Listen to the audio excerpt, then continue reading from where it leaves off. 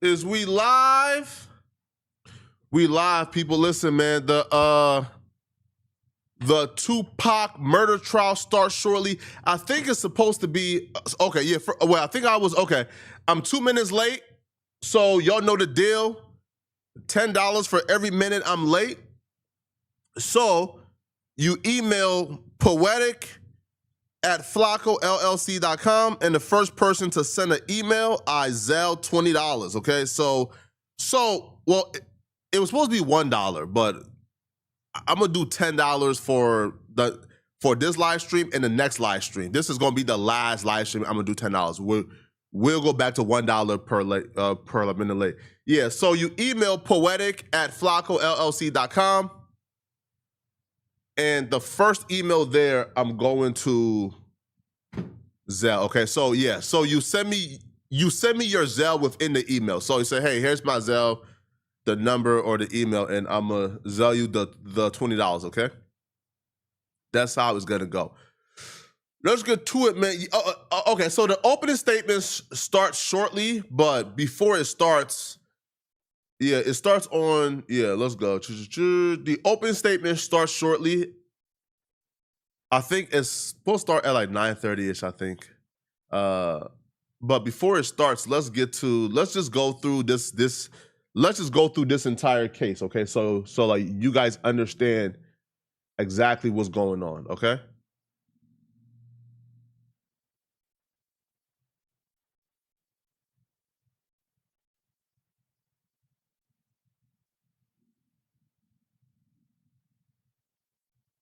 All right, so let's just go real quick.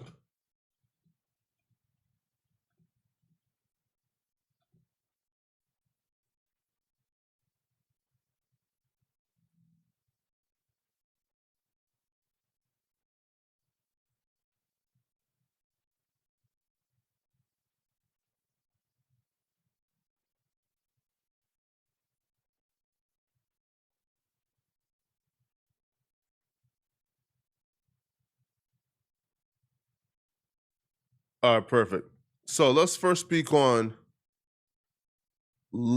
watch the precursor to this. So yeah, I think the opening statement starts at around 9:30, but let's get to this first, okay? So let's first speak on the police breaking down why they even arrested Keefe D, okay?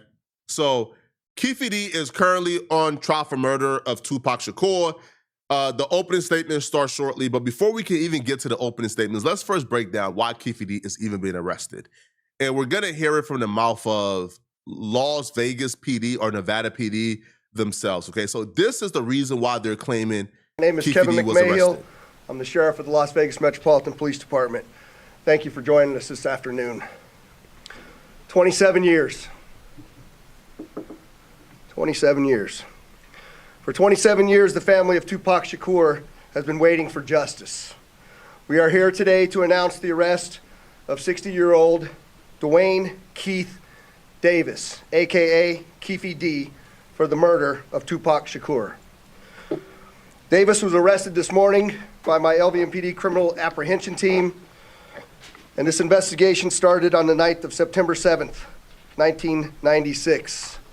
It is far from over. It has taken countless hours, really decades, of work by the men and women of our homicide section to get to where we are today. Several of those detectives that are standing here with us include Detective Cliff Mogg, the lead detective on this case. He is now retired. Well, I know there's been many people who did not believe that the murder of Tupac Shakur was important to this police department. I'm here to tell you that was simply not the case. Bruh, cut it out. Bruh, this murder was not important to y'all, bruh. Yo, the only reason why y'all are even going after Keefe D, because y'all knew Keefe D did this for like 30 years? Like, didn't Keefe D confess to this? Not 30, but like 20. Y'all knew Keefe D did this for like 20 years. The world knew Keefe D did this, right? Keefe D confessed to doing this. The only reason why y'all are even going after Keefe D was because he's the only suspect who's dumb enough, right? Even though, bro, the police don't want to arrest you, bro. The police don't care about this, bro. They don't want to arrest you. He's the only suspect dumb enough to force the police hand to arrest him. The cops tell him, bro, we don't want to arrest you, man. What you doing?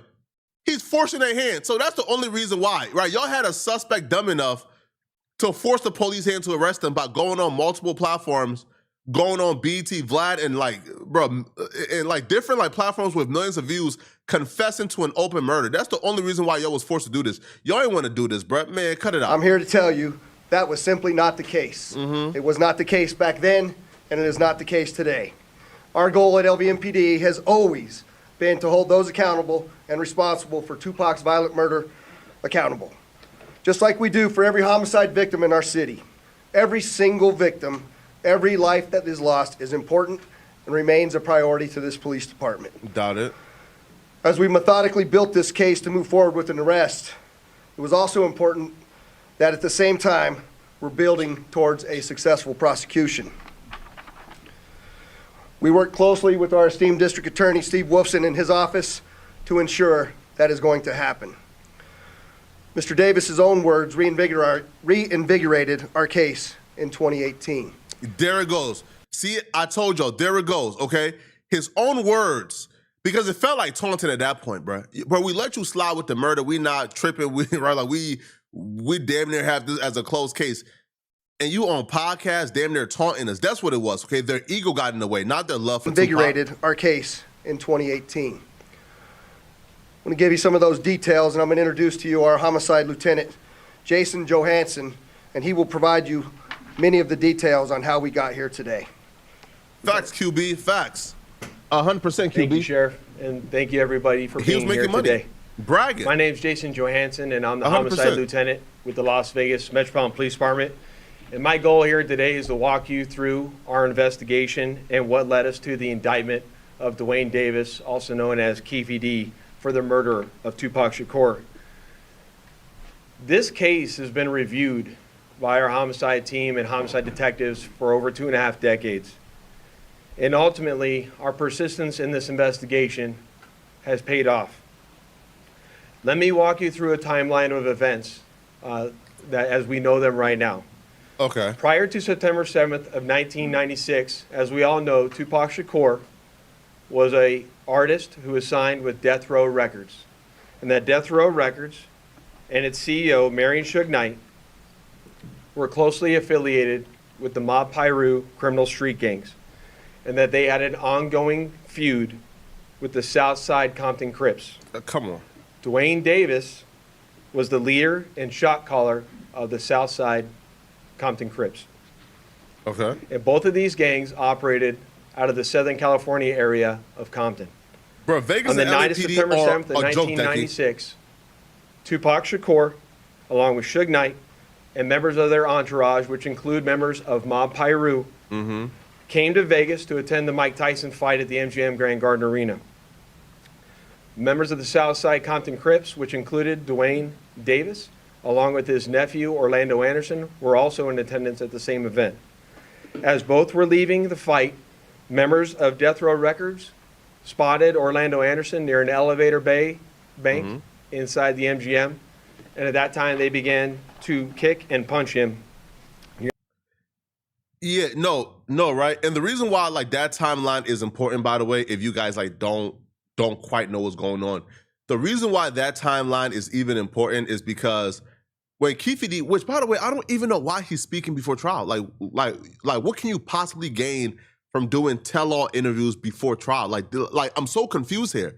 But the reason why that timeline is important is because Keefe D, for some reason, right, and it behooves me what the reason is, has been doing tell-all interviews claiming that it's impossible that he would be involved in Tupac's murder or death because he helped Suge start the label and Tupac was his moneymaker and he was profiting off of Tupac's music and career.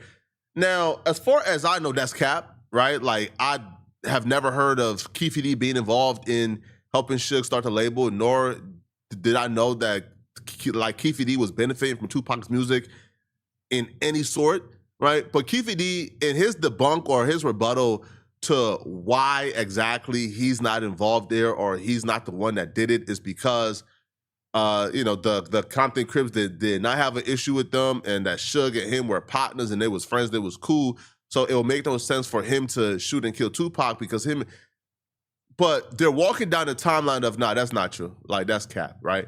And in fact, again, somebody says he ain't saved none of that Vlad money. Man, listen, bro. Vlad says 6ix9ine was the biggest interview he ever paid, and that was $50,000. That $150,000, bro, that he's claiming he got from Vlad is absolutely false. Like, it's cap, right? But yeah, that's the reason why this timeline is important, because obviously and clearly, right? Like, right? Like, him and Pac and Suge was not getting along, right? This nonsense of they were friends is complete nonsense. And Cuban says George Callis, Attorney General for Nevada, was with the head of security of Death Row that night. Oh, really? See, that part I didn't know. I'm sure that's going to come out during trial. I will now show you hotel security footage, as many of you have already seen, related to this incident. And on this incident, you will see Tupac Shakur, who's wearing a shiny satiny shirt, along with Marion Suge Knight, who's a large man in a brown suit, punching and kicking Orlando Anderson. Following this incident, you'll see hotel security intervene, and then they will leave the area of the fight.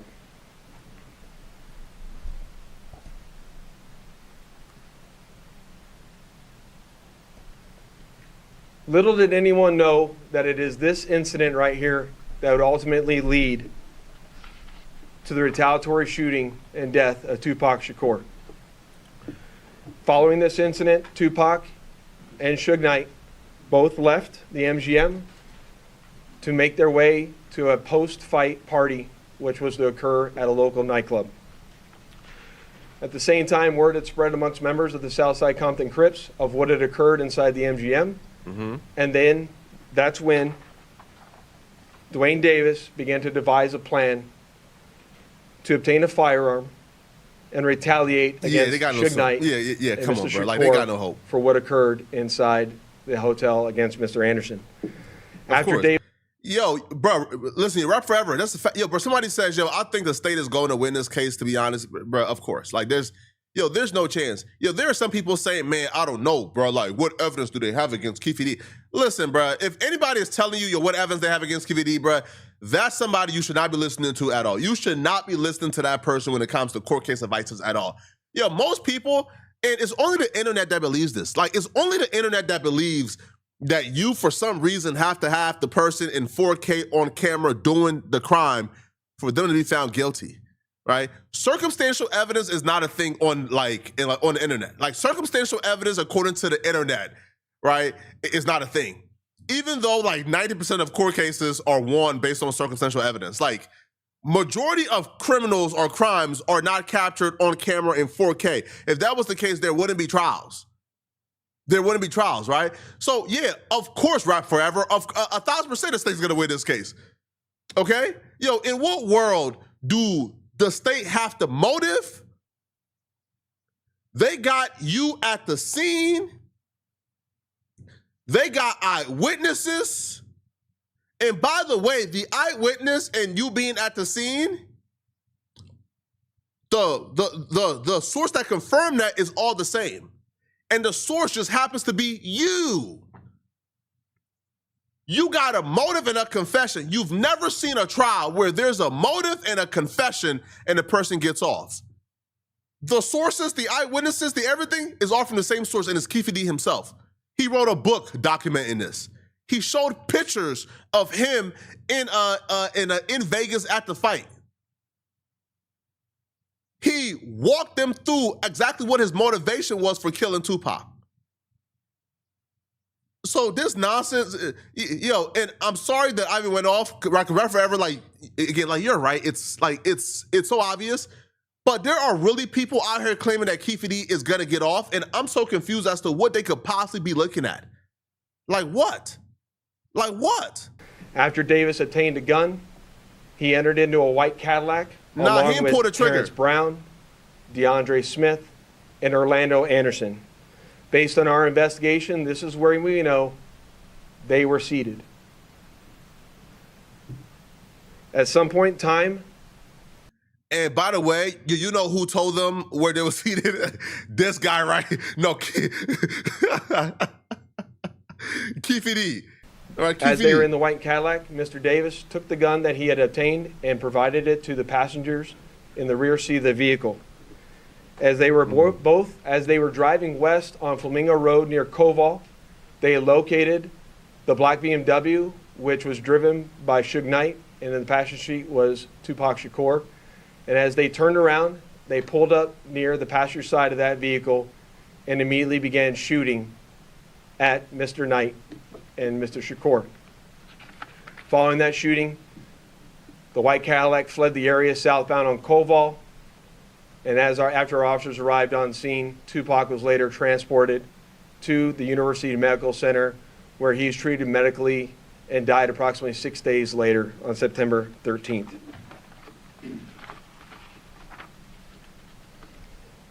My homicide section handled this investigation from its onset and for a short amount of time. And within a short amount of time, what we knew was that we were working a gang investigation. Yeah. These people are so, bro, these people are so shameless, bro. Yo, and somebody had to correct in the chat, yo, they're going to act like this was the results of their investigation. Like, yo, these people are truly going to behave and act like they're the ones who solved this murder, right? And they're the ones who are responsible, right, for solving this. Bro, these people are shameless, bro. The only reason why these people are even here is because Keefe D was dumb enough, right, to incriminate himself and told the police and beg them to lock him up, even though they gave him a pass for what, 30 years, 1996 to now, 30 years? Yeah, right? But these people ain't no better either, bro. And within a short amount of time, what we knew was that we were working a gang investigation where really? Our victims, our Bro, witnesses, Doofus, and our suspects were all from Southern California and not local to Las Vegas. Within the first few months of the investigation, our detectives knew most of the information I just briefed you on. However, we never had the necessary evidence to bring this case forward and present it for criminal charges. I bet. As time went on, this case had been reviewed multiple times by different investigators assigned to my section, but it wasn't until 2018 that this case was reinvigorated as additional information came to light related to this homicide. Specifically, Dwayne Davis's own admissions to his involvement in this homicide investigation that he provided to numerous different media outlets. In our section, we knew at this time that this was likely our last time to take a run at this case to successfully solve this case and bring forth a criminal charge. It was at that time that this case was assigned to Cliff Mogg, a detective within my homicide section. And over the last 5 years, my section worked closely, hand in hand with the Clark County District Attorney's Office and followed a systematic investigative plan over the last 5 years. We've conducted countless interviews and corroborated numerous facts that were not only consistent with the crime scene on the night of the incident, but also corroborated and were consistent with the sequence of events that night. This ultimately led to us procuring a search warrant which was executed at Mr. Davis's residence in Henderson, Nevada. And following the execution of that search warrant, in close coordination with the District Attorney's Office, this case was presented to the grand jury, which ultimately led to Davis being indicted on charges of murder. Before I hand it... Yo, and by the way, again, let's be clear here as well, right? When they say, yo, we presented this case to the grand jury, yo, they could have gotten a grand jury indictment in 1996. It takes absolutely nothing to get a grand jury indictment. Rarely does a grand jury say there's not enough here to indict, which is why, and it was strange when they claimed they took Davis' case to a secret grand jury and there was not there to indict for some reason. I'm not sure what that was about. Because I believe there was enough there to get an indictment, right? So which is why that was always strange to me. But yo, it takes almost nothing to get a grand jury indictment. They could have gotten a grand jury indictment in 1996. They didn't do any extra lead work. They didn't do any other investigation. No, they simply provided Keefe D's book and his interviews, and they walked into the grand jury and said, hey, Here are his own words. Can we indict? And they said, yeah. That's it, bruh. These folks should not be taking credit for this. District Attorney's Office. I would be remiss if I didn't thank Detective Mogg and all the other detectives that were not only assigned this case and reviewed this case, but all the other detectives from other agencies that assisted us in this investigation.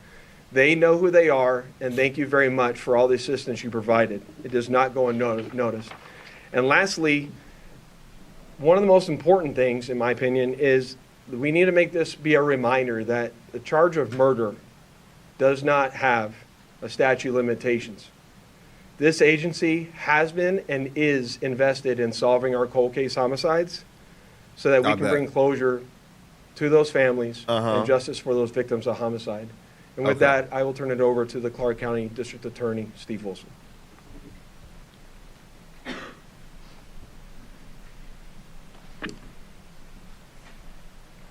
Thank you, Lieutenant Johansson. I appreciate it. Good afternoon. He I been am the Las confessed, Dream Doll. Vegas, Clark County District Attorney Steve Wolfson. It has often been said, justice delayed is justice denied. It's a quote we hear often and for many, many years when talking about our legal system, but not in this case. Today, Okay. justice will be served in the murder of Tupac Shakur. I'd like to acknowledge the relentless work of the many Las Vegas Metropolitan Police Department homicide detectives. We've mentioned Detective Cliff Mogg many times, and we can't Bruh. mention his name enough. Man, thank you for He these. is the detective, along with his colleagues, Oh, my that God. brought this case here today to you. A Clark County grand jury has indicted Dwayne Keith Davis with 1 count of open murder with use of a deadly weapon with a gang enhancement. Davis will appear in court in the next few days or so for a hearing to determine his custody status and to set a jury trial date. This grand jury has been receiving evidence for months and has determined there is sufficient evidence to What justify the filing of this criminal indictment. Bro, listen, yo. I hate when they talk like in code. What evidence have they been receiving? What evidence? What evidence have they, bro? I hate when they talk in code. Bro, y'all cut it out, bro. All right. The evidence is podcast clips. Yo, bro.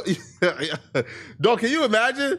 Yo, listen, the opening statements is starting soon. We're going to do, again, it's a live reaction of the opening statements. Right now, they're ushering everybody in court. We're going to get to the opening statements when they start. So trust me, you're at the right place. We're doing a live review. The opening statements are starting shortly.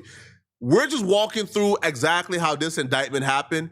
So now we're here, right? Now, when I strongly detest them saying they have an interest in justice, no, they don't, okay?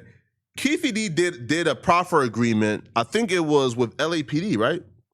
Yeah, so the Keefe D, okay, yeah. So Keefe D's like proffer agreement was not with Nevada PD, but it was with LAPD because Greg Caden and others were trying to solve Biggie's murder.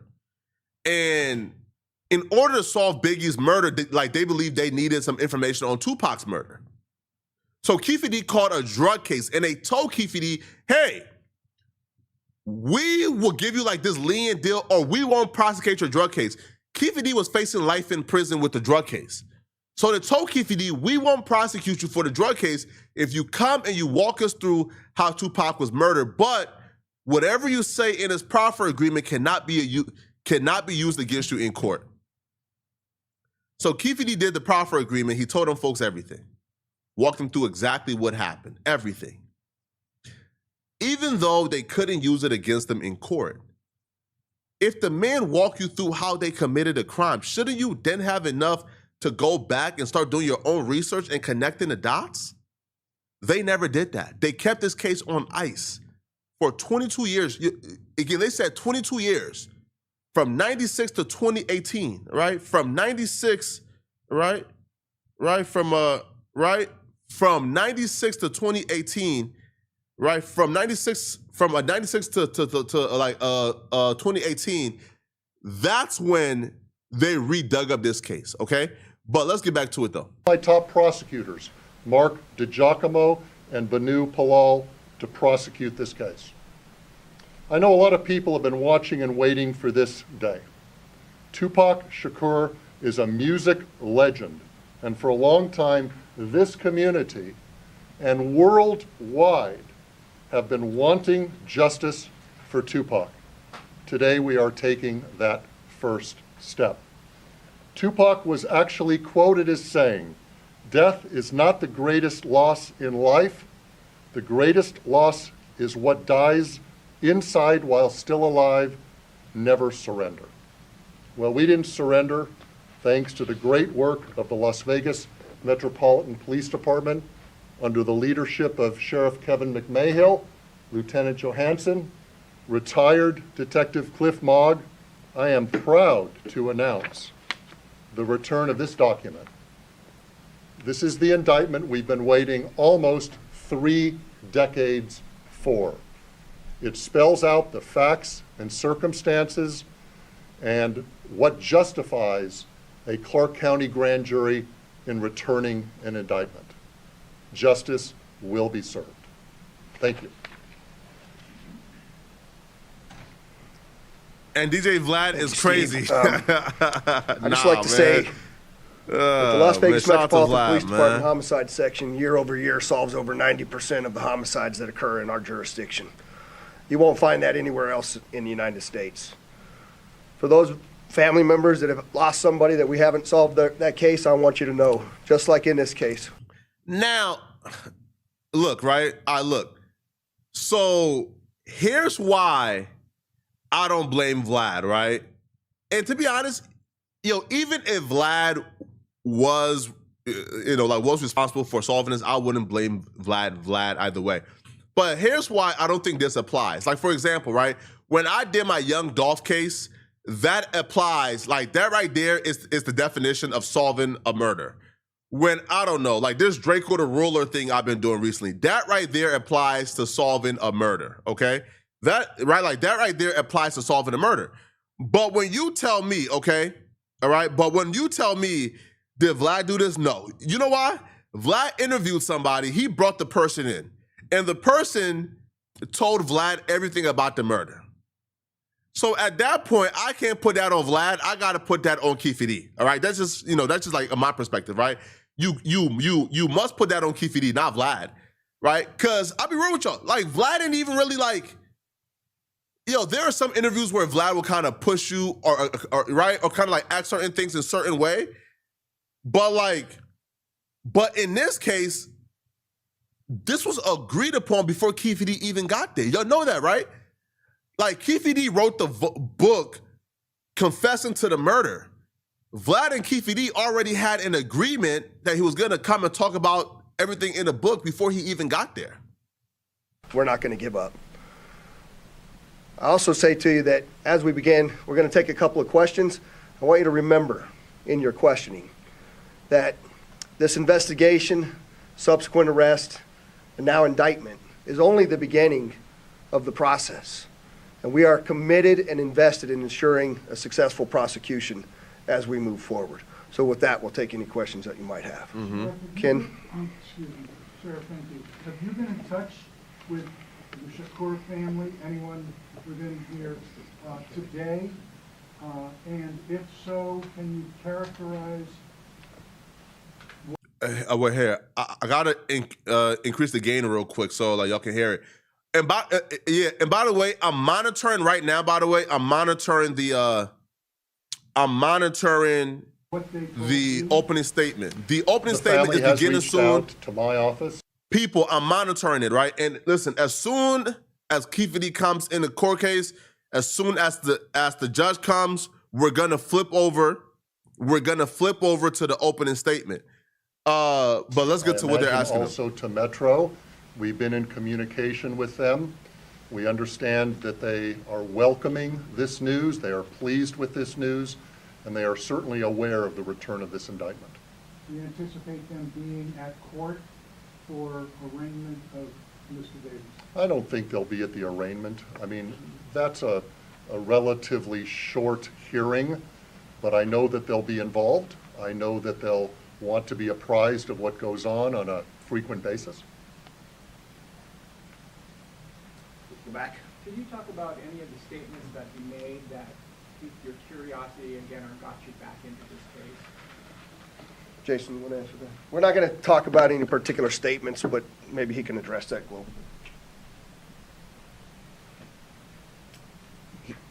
What I'll say is there's a lot of stuff that's going to come out when it comes time for trial, but he provides his own series of statements that are very consistent with the evidence that we have on the scene that we've obtained through our investigation. I'll leave it at that. Can you identify anything that came from the raid, the service of the warrant in July that you didn't know before?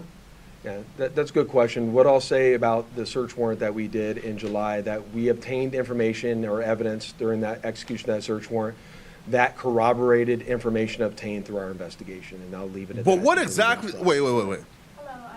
Now, here's why this is very crucial and very important to me, right? A search warrant that they did 22 years later in 2018. Now, they're claiming the search warrant they did in 2018 was like resulted in them receiving information that could corroborate this story. Was Keefe D dumb enough to keep the same clothes he wore? Was he dumb enough to keep, I don't know, like a beeper talking about this? Was he dumb enough to keep the murder weapon? Was he dumb enough, right? Like, what was he? Right?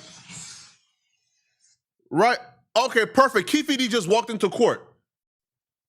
Keefe D just walked into court, people. 1 second. All right, so let's go over to the opening statements. Let's flip over right now. So Keefe D just walked in court, but yeah, they found something 22 years later that they believe will be used during this trial. I want to see what that is. All right, but let's go to the opening statements, man. Keefe D just walked in the room, people. You know, I just want to make sure. To my office, yes. Okay, excellent, perfect. Thank you. And I guess, Your Honor, I think it was mentioned during jury selection, but at this point, I think both parties would be invoking the exclusionary rule. Okay, so if we have anyone present in the courtroom who's on the witness list, you do need to step out at this time until you're allowed to come back in. Additionally, for everybody who's here as in the audience, obviously we're in court, so I expect that there'll be no outbursts or speaking audibly that the jury can hear. Otherwise, we might have to remove you. Additionally, if you guys could all check and make sure that your cell phones are turned off or are at least on silent so that we don't have any distractions while we that get killed going. the realest Yeah, niggas, with man. regard to the exclusionary order, because of the fact that this is being broadcast, are we instructing as well witnesses to not be watching the broadcast prior to their testimony as well? Great point, yes. Okay. Anything further? All right, let's bring in the jury. Man, bro got a... That can't be a paid attorney, is it? Because where he get money from for a paid attorney? Right? Where did he get money from for a paid attorney? Because remember like when Keefe D like tried to get out of jail and on the bond and they put up like the $1 million, but the $1 million was not somebody like looking out for Keefe D. The $1 million was, I think, like WAC 100 was brokering a deal between Keefe D and somebody where Keefe D would do a movie about this when he got out on bond. So like, he was gonna take $1 million. Yo, and he's so dumb. He actually agreed to this too. Like Keefe D actually agreed to getting $1 million, right? To get out of jail in exchange for doing a movie or a series about the Tupac murder. So essentially that $1 million was gonna be used to effectively put him back in jail. Because if you get out and you do a movie, it's crazy. But I guess the judge like saved Keefe D from himself because the judge told WAC 100 that they couldn't do it and they couldn't bond him out if the bond was contingent on Keefe D doing a movie deal or a series. So that's why Keefe D is still currently in jail, right? So yeah, I don't think that's a paid attorney, bro, because Keefe D ain't have money to bond himself out. So how he got money for a lawyer?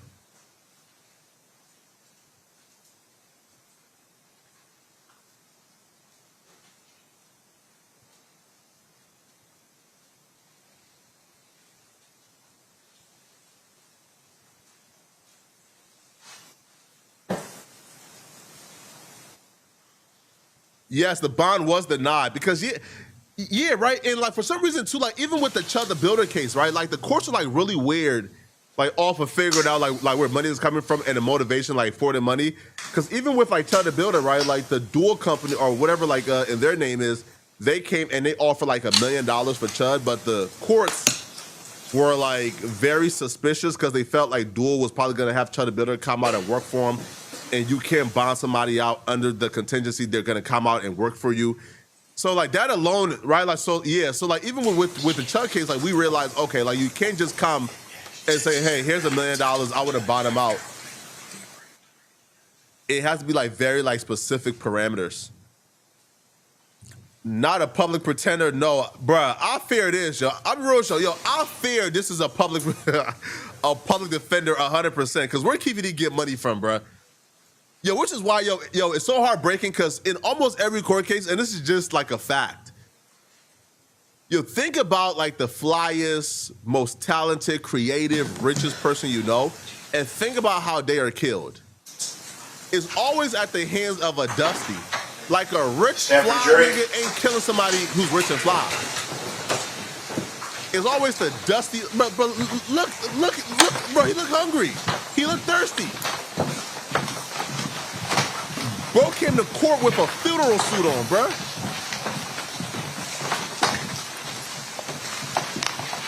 Come on.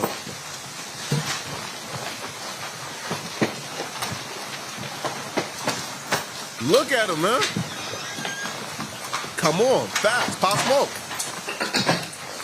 Think it, King Von and his killer and Lil Tim. All right. Nipsey Hussle.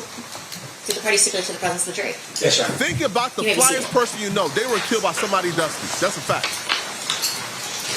Ladies and gentlemen, welcome back. I've never seen a real nigga Hopefully you kill were a able to real get nigga everything ever in life. situated over the long weekend, and we look forward to proceeding with trial.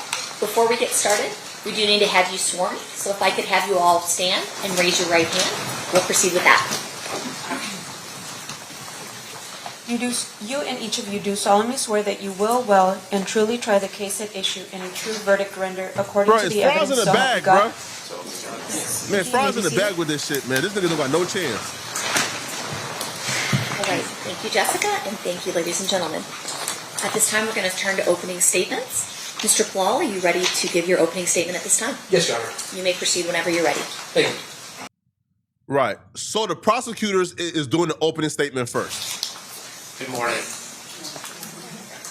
On September 7th, 1996, Tupac Shakur came to Las Vegas to attend a Mike Tyson fight. After the fight, Tupac, along with Suge Knight, Trayvon Lane, and other people that were with that group, ran into a person named Orlando Anderson. And Orlando Anderson is the defendant's nephew. And when they encountered Orlando Anderson sitting by himself,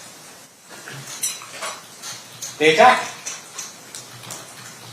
That attack was captured on video.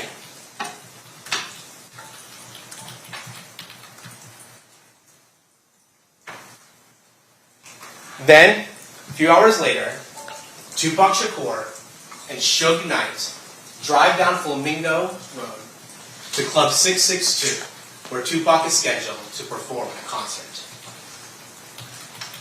Then 2.5 hours later, after Tupac and Suge engaged in the beating of Orlando Anderson, they are gunned down. Tupac is gunned down in a drive-by shooting from a white Cadillac in an act of revenge. We're at 10 holes. During those 2.5 hours, you will learn that the defendant was escalating and planning the retribution for the beating of his beloved nephew. Now, let's be clear. Dwayne Davis did not pull the trigger.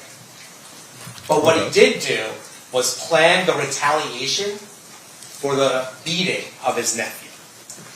You will learn that Dwayne Davis got the gun. You will learn that he got into a white Cadillac. You will learn when the opportunity presented itself for retribution, Dwayne Davis made sure that the shooters were armed and ready to execute their revenge. And remarkably, you will learn that from Dwayne Davis himself.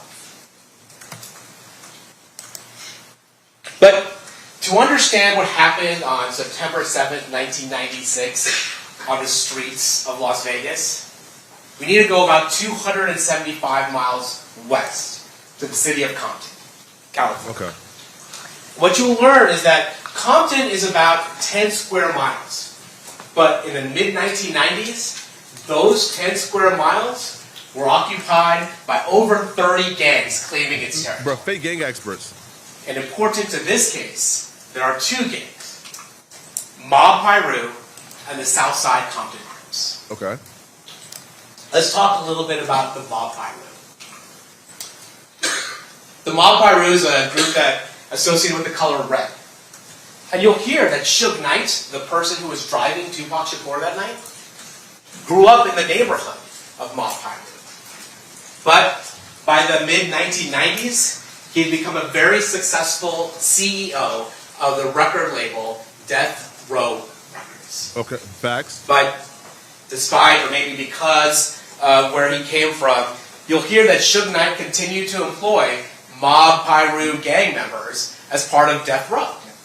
They would act as unofficial security, and other times they would engage in, let's call them other acts, on behalf of Suge Knight.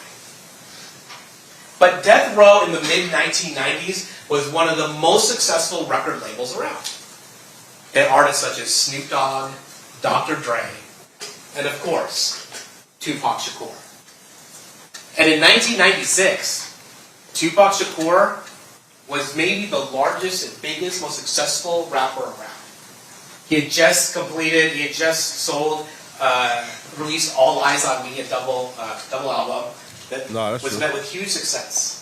Additionally, Tupac Shakur was a movie star, having appeared in a number of movies in critically acclaimed roles. He has, at times, been referred to as an icon. Yeah. But for the purposes of this case, what you need to know is that Tupac Shakur was not a gangster. He was a hip-hop artist associated with the Mob Piru. Yo, bro, yo, Now, the other gang that's important to know here is the Southside Compton Crips.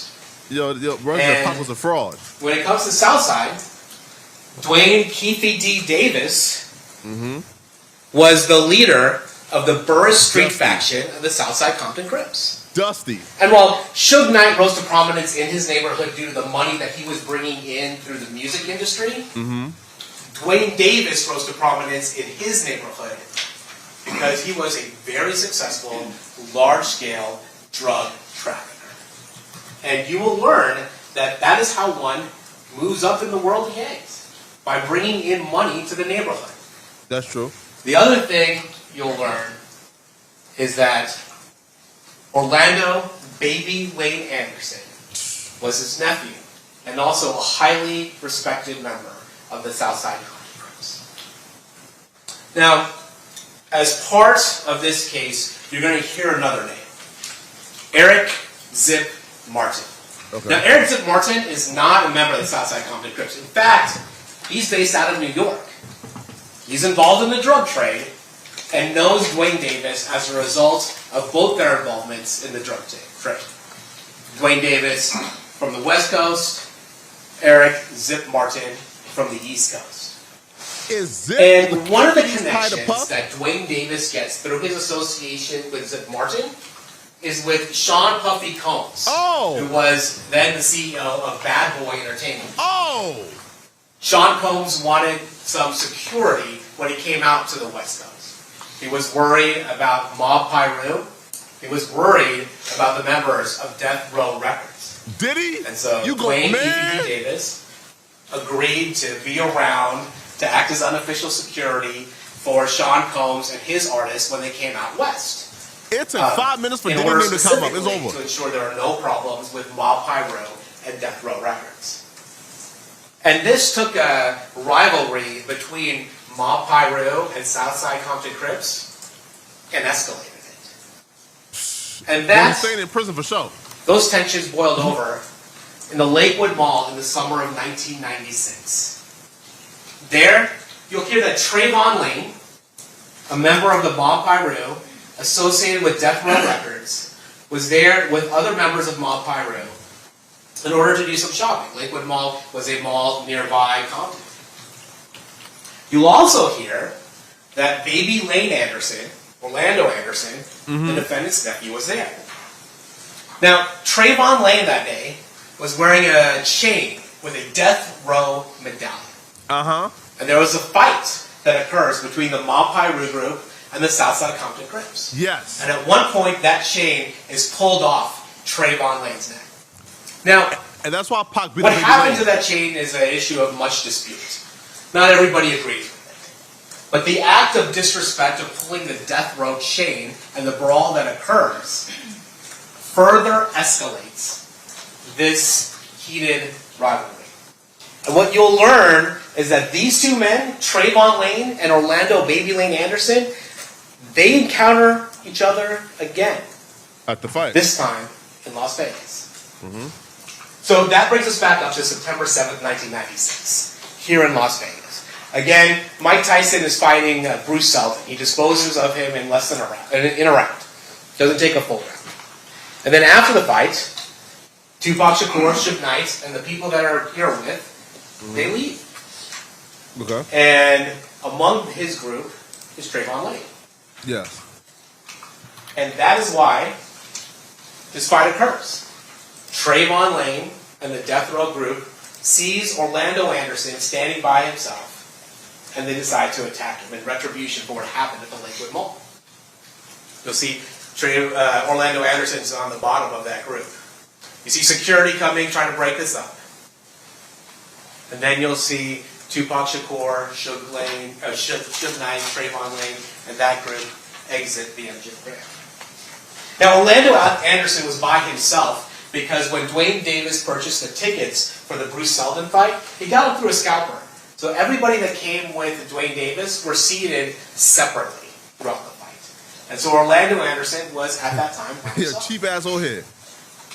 You'll see that Mr. Shakur, Mr. Knight, Man, and look his at group Pac. leave the MGM Grand. And you'll see that Orlando Anderson, after being held by security, is questioned for a bit, asked if he wants to press charges. He decides he doesn't want to participate in any type of prosecution and that he doesn't need medical attention.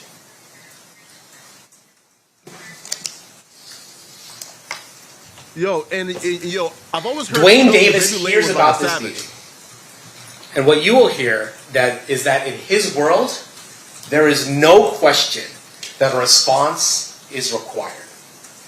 You can't let And this you will shit hear live, bro. from Dwayne Davis what happens next. Bro, you don't Because jump somebody like him, bro. You gotta kill what him. happened over the next 2.5 hours is something can't Dwayne jump him. Davis would later describe himself in the secret 2008 interview from his attorney's office with the federal task force. And we'll talk about that interview and the circumstances surrounding that later. Hold on, how? But we'll hear about what the next 2.5 hours was. So, But we were told an interview what can be used we against learn is that Dwayne Davis is upset about the beating of his nephew. And frankly, that's not an Hold unusual on. response.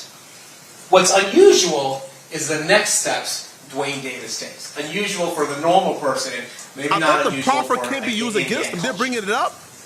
Oh, he. Dwayne Davis decides he is going to organize a retaliation, that this beating cannot go unanswered. Then he runs into a person named Zip Martin. Remember the Zip Martin that was the connection with Bad Boy Entertainment from New York? And Zip Martin tells him that he has a gun and that he can come help him out. Okay, where do you go to? What do you tell Zip right then? You tell Zip, hey, we're gonna go handle this shit or whatever?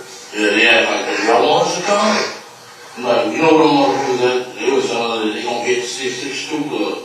Who said that? Everybody. Everybody up there? Yeah, everybody. You want to come? Well, how do you know that Zip's got a gun? Does he tell It you? was in the lobby, I met him in the lobby. I got one. Did you ask him? Do you have one, or just tells you, hey, I got one? Yeah, that's when they asked me, do we need some help? I got some things to do. I'm like, yeah, okay, cool. I don't know what he gave you. Yeah.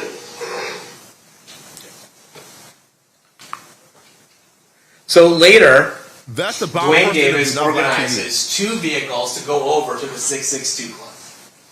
Before that, he gets the gun from Zip Martin. He goes out to his Mercedes-Benz, gets the gun from Zip Martin, and then after some time, he assembles 2 cars to go to 662 to violently confront Tupac Shakur and Suge Knight for the beating of his nephew. And you'll hear that Dwayne Davis wasn't initially in the white Cadillac. He goes into a van, and Orlando Baby Lane Anderson, they go in a white Cadillac, and they go to Club 662, waiting for Tupac Shakur, waiting for Suge Knight, waiting for this violent confrontation. And what you'll learn is that Tupac Shakur and Suge Knight don't show up while they're there. We went out to 626, they didn't show up. We waited about 15, 20 minutes, they didn't show up. So, it's like, let's go get some liquor. We stopped at the liquor store. I got out the van with there and jumped in the Cadillac. So what you hear Dwayne Davis say is he got out of the van and goes into the Cadillac. And the plan at that point is to go to a liquor store, get some booze, and then go back to the Las Vegas Strip and party. What the original intention was before Orlando Anderson was beaten at the MGM Grand. But on the way back to the Las Vegas Strip, they see a caravan of cars. And that caravan included Tupac Shakur and Suge Knight. Mm-hmm. And in that white Cadillac, before the shooting occurs, Dwayne Davis explains that the driver is Terrence T. Brown. In the rear driver's side is DeAndre Dre, or Big Dre Smith. In the rear passenger side is Orlando Baby Lane Anderson. And Dwayne Davis himself, KBD, is in the front passenger side. And this is how Dwayne Davis explains the murder of Tupac Shakur. Yeah. These little liquor stores right there that we came up on Harlem at the Las Vegas Boulevard. And shit. Here they come in that BMW like Jay Carter. And bros, Tupac! We like, there you go. Made the U-turn. We wasn't supposed to make it. Just wanted the U-turn. They was in a little lane. And we just pulled up on the side and checked every car to see where they was. So what directed your attention to him was some girl shouting at Tupac? Tupac! He gave us some away. Otherwise, they would have gone away. He all had that quick. You know how they do. They was there you go. You did a U-turn, so then you pull alongside of it. You guys were in the car. Have you already handed him the gun at this point, or at what point do you hand him the gun? I thought he was going to pull on my side. You know, that's one of them there going to the out for him. You know, he pulled on his side. So you were fitting the glass if you had to, or you were just... Yeah, if we would have been on my side, I would have. Okay. So you hand the gun to the back seat. Yeah. You can hear Lane. I gave it to Dre. Dre was like, no. And Lane's like, dude, fuck. So what you hear Dwayne Davis admit, that as they see Tupac Shakur and Suge Knight driving to Club 662, Dwayne Davis, along with Terrence Brown, DeAndre Smith, and Orlando Anderson, decide to make a U-turn, confront Tupac Shakur and Suge Knight. Dwayne Davis has the firearm. It's the firearm he got from Eric Von Zip Martin, and then he passes it to the back. Dwayne Davis says that if they were on his side, if Tupac Shakur and Suge Knight were on his side of the vehicle, he would have shot them himself. But because they were on the other side, he handed it to DeAndre Smith. DeAndre Smith, according to Dwayne Davis, did not want to shoot at that time, so Orlando Anderson shot That's terror incrimination. into that car. That's terror incrimination. Dwayne Davis explains this over and over again. Literally, on the street. Okay, Lane starts blasting. You say Suge looks over, he sees you. He looks right at you. Exactly. Are you looking at this? I just know he does something to say, you know.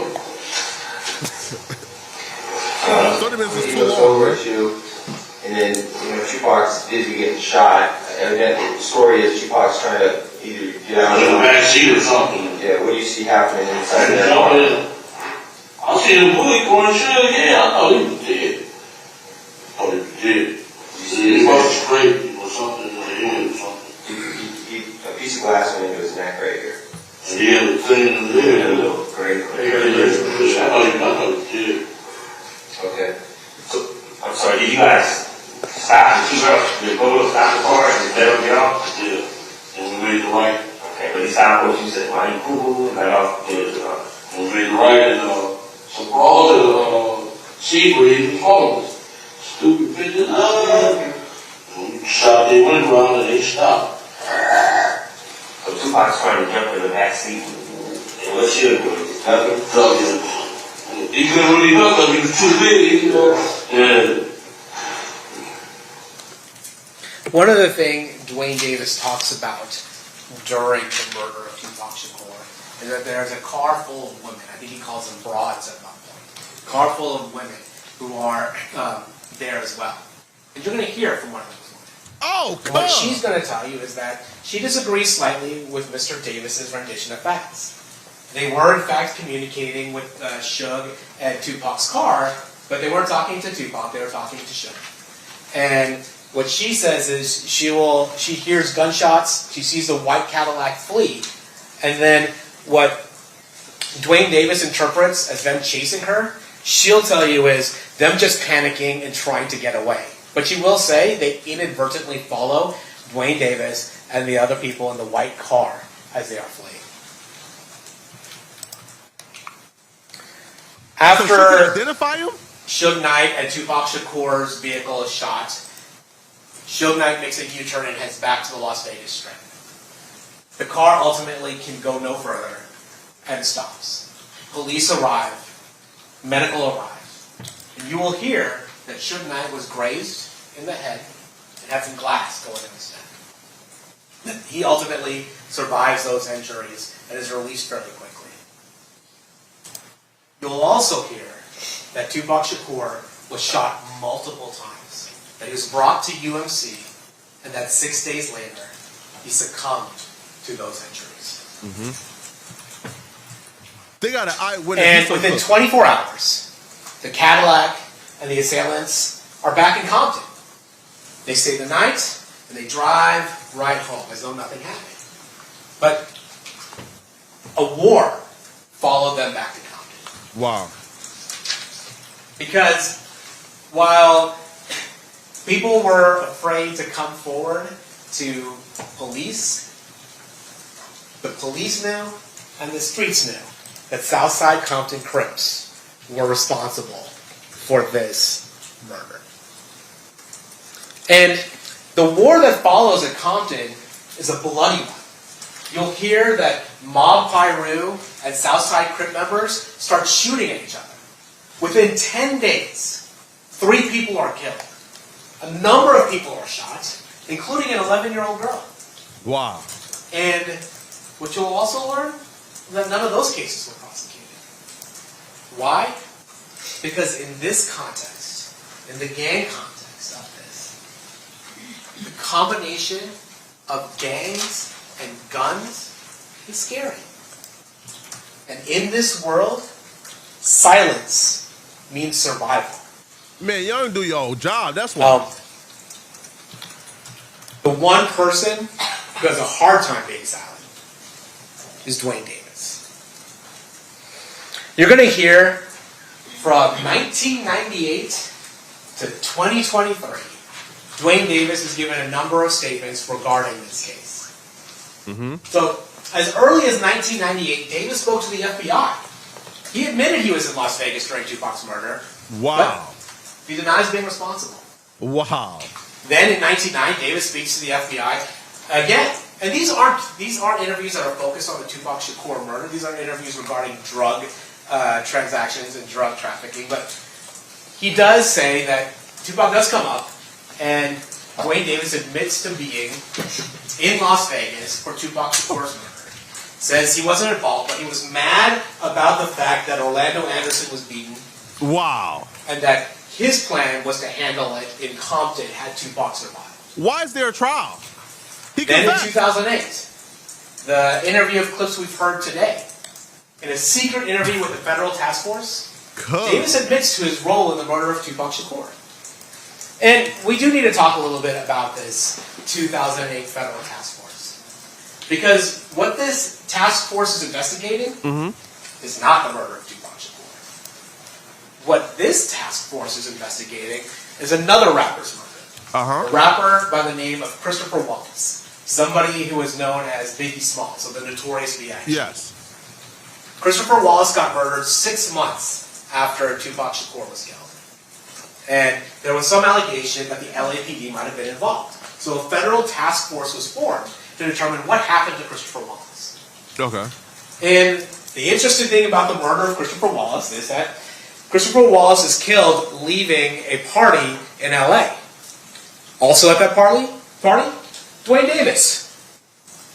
Christopher Wallace there was a suspect vehicle that involved a Chevy SS Impala, and Dwayne Davis happened to own a Chevy SS Impala. Now, as a result of that, the task force decides, well, let's look at Dwayne Davis. And the thing we know about Dwayne Davis is that he trafficked narcotics. And so they were able, through a CI and an undercover, to have a drug transaction with Dwayne Davis. And as a result, Dwayne Davis now has a case, a big trafficking case.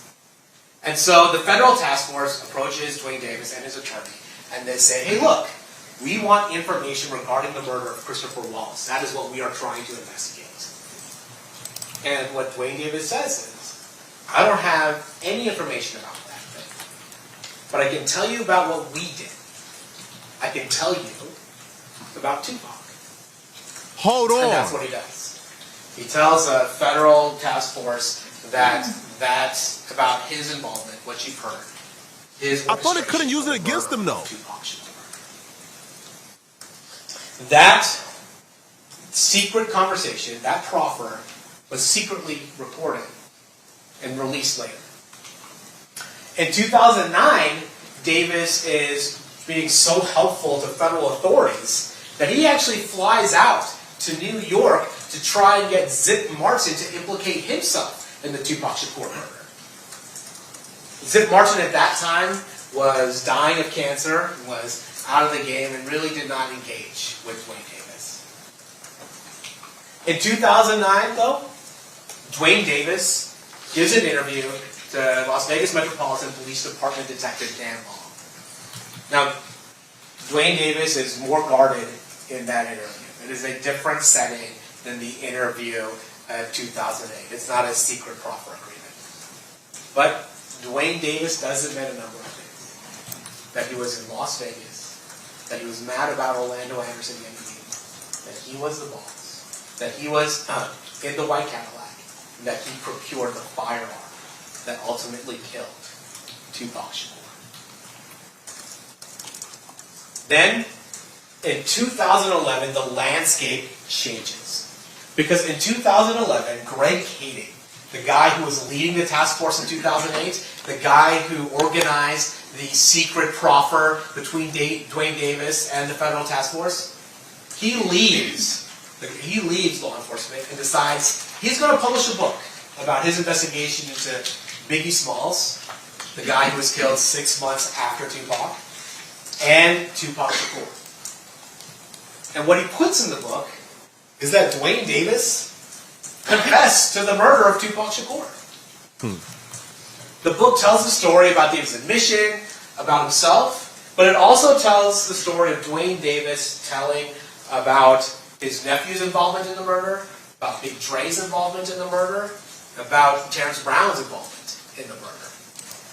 And this is a problem for Dwayne Davis, because that meeting was supposed to be secret. And now his cooperation with federal authorities is open to the world.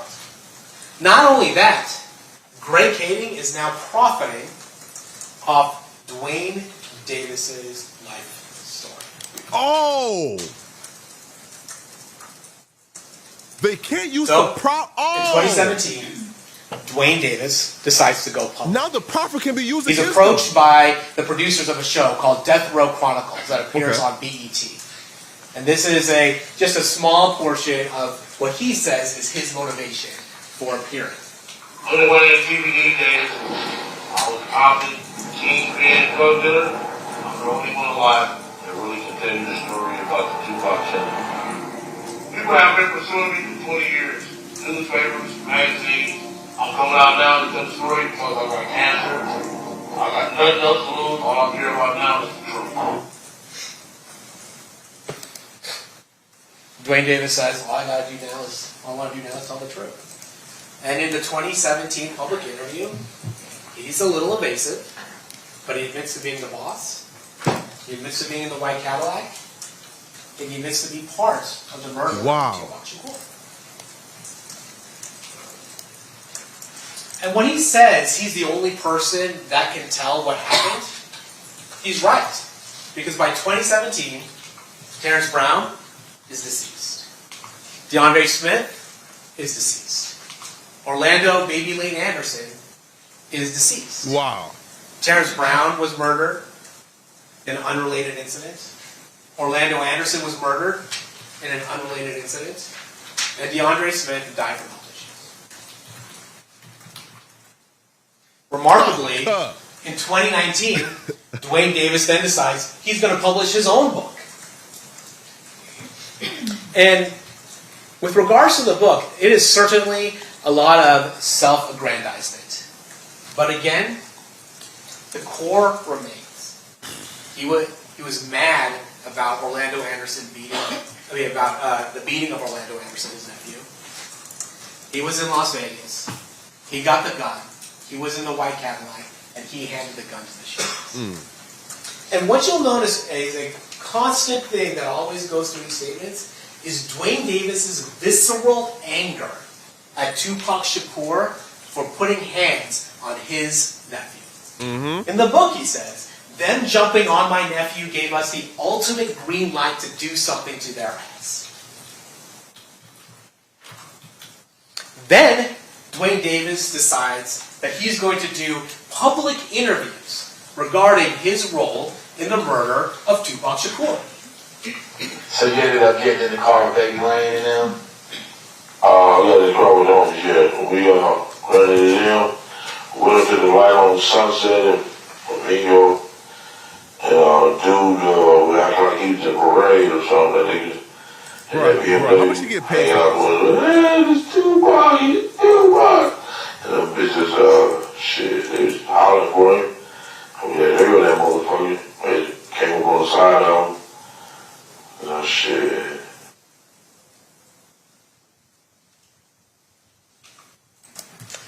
Davis's public admissions mirror his private life. He admits to being a leader of Southside Crips.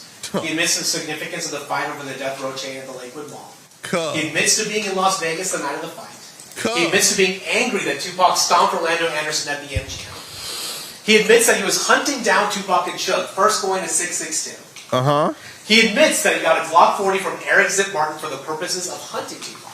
He did. He admits that he was in a white Cadillac with his gang members looking for Tupac. He admits to seeing Tupac in a black BMW and then changing directions, making that U-turn to confront Tupac and Suge. He admits to putting the gun he obtained that night in the back seat of the vehicle so the shooters could shoot. And again, what remains, even as late as 2020, 2021, 22, is Dwayne Davis's visceral anger at Tupac Shakur.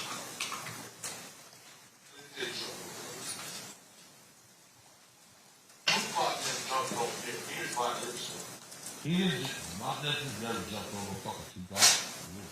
Come on, man. Tupac was wrong with two motherfucking shoes.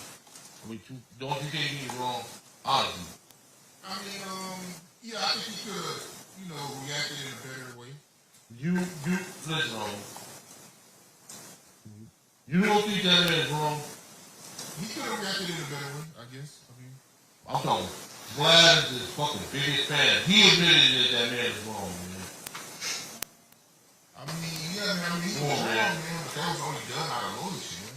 Okay, thank you. I appreciate that.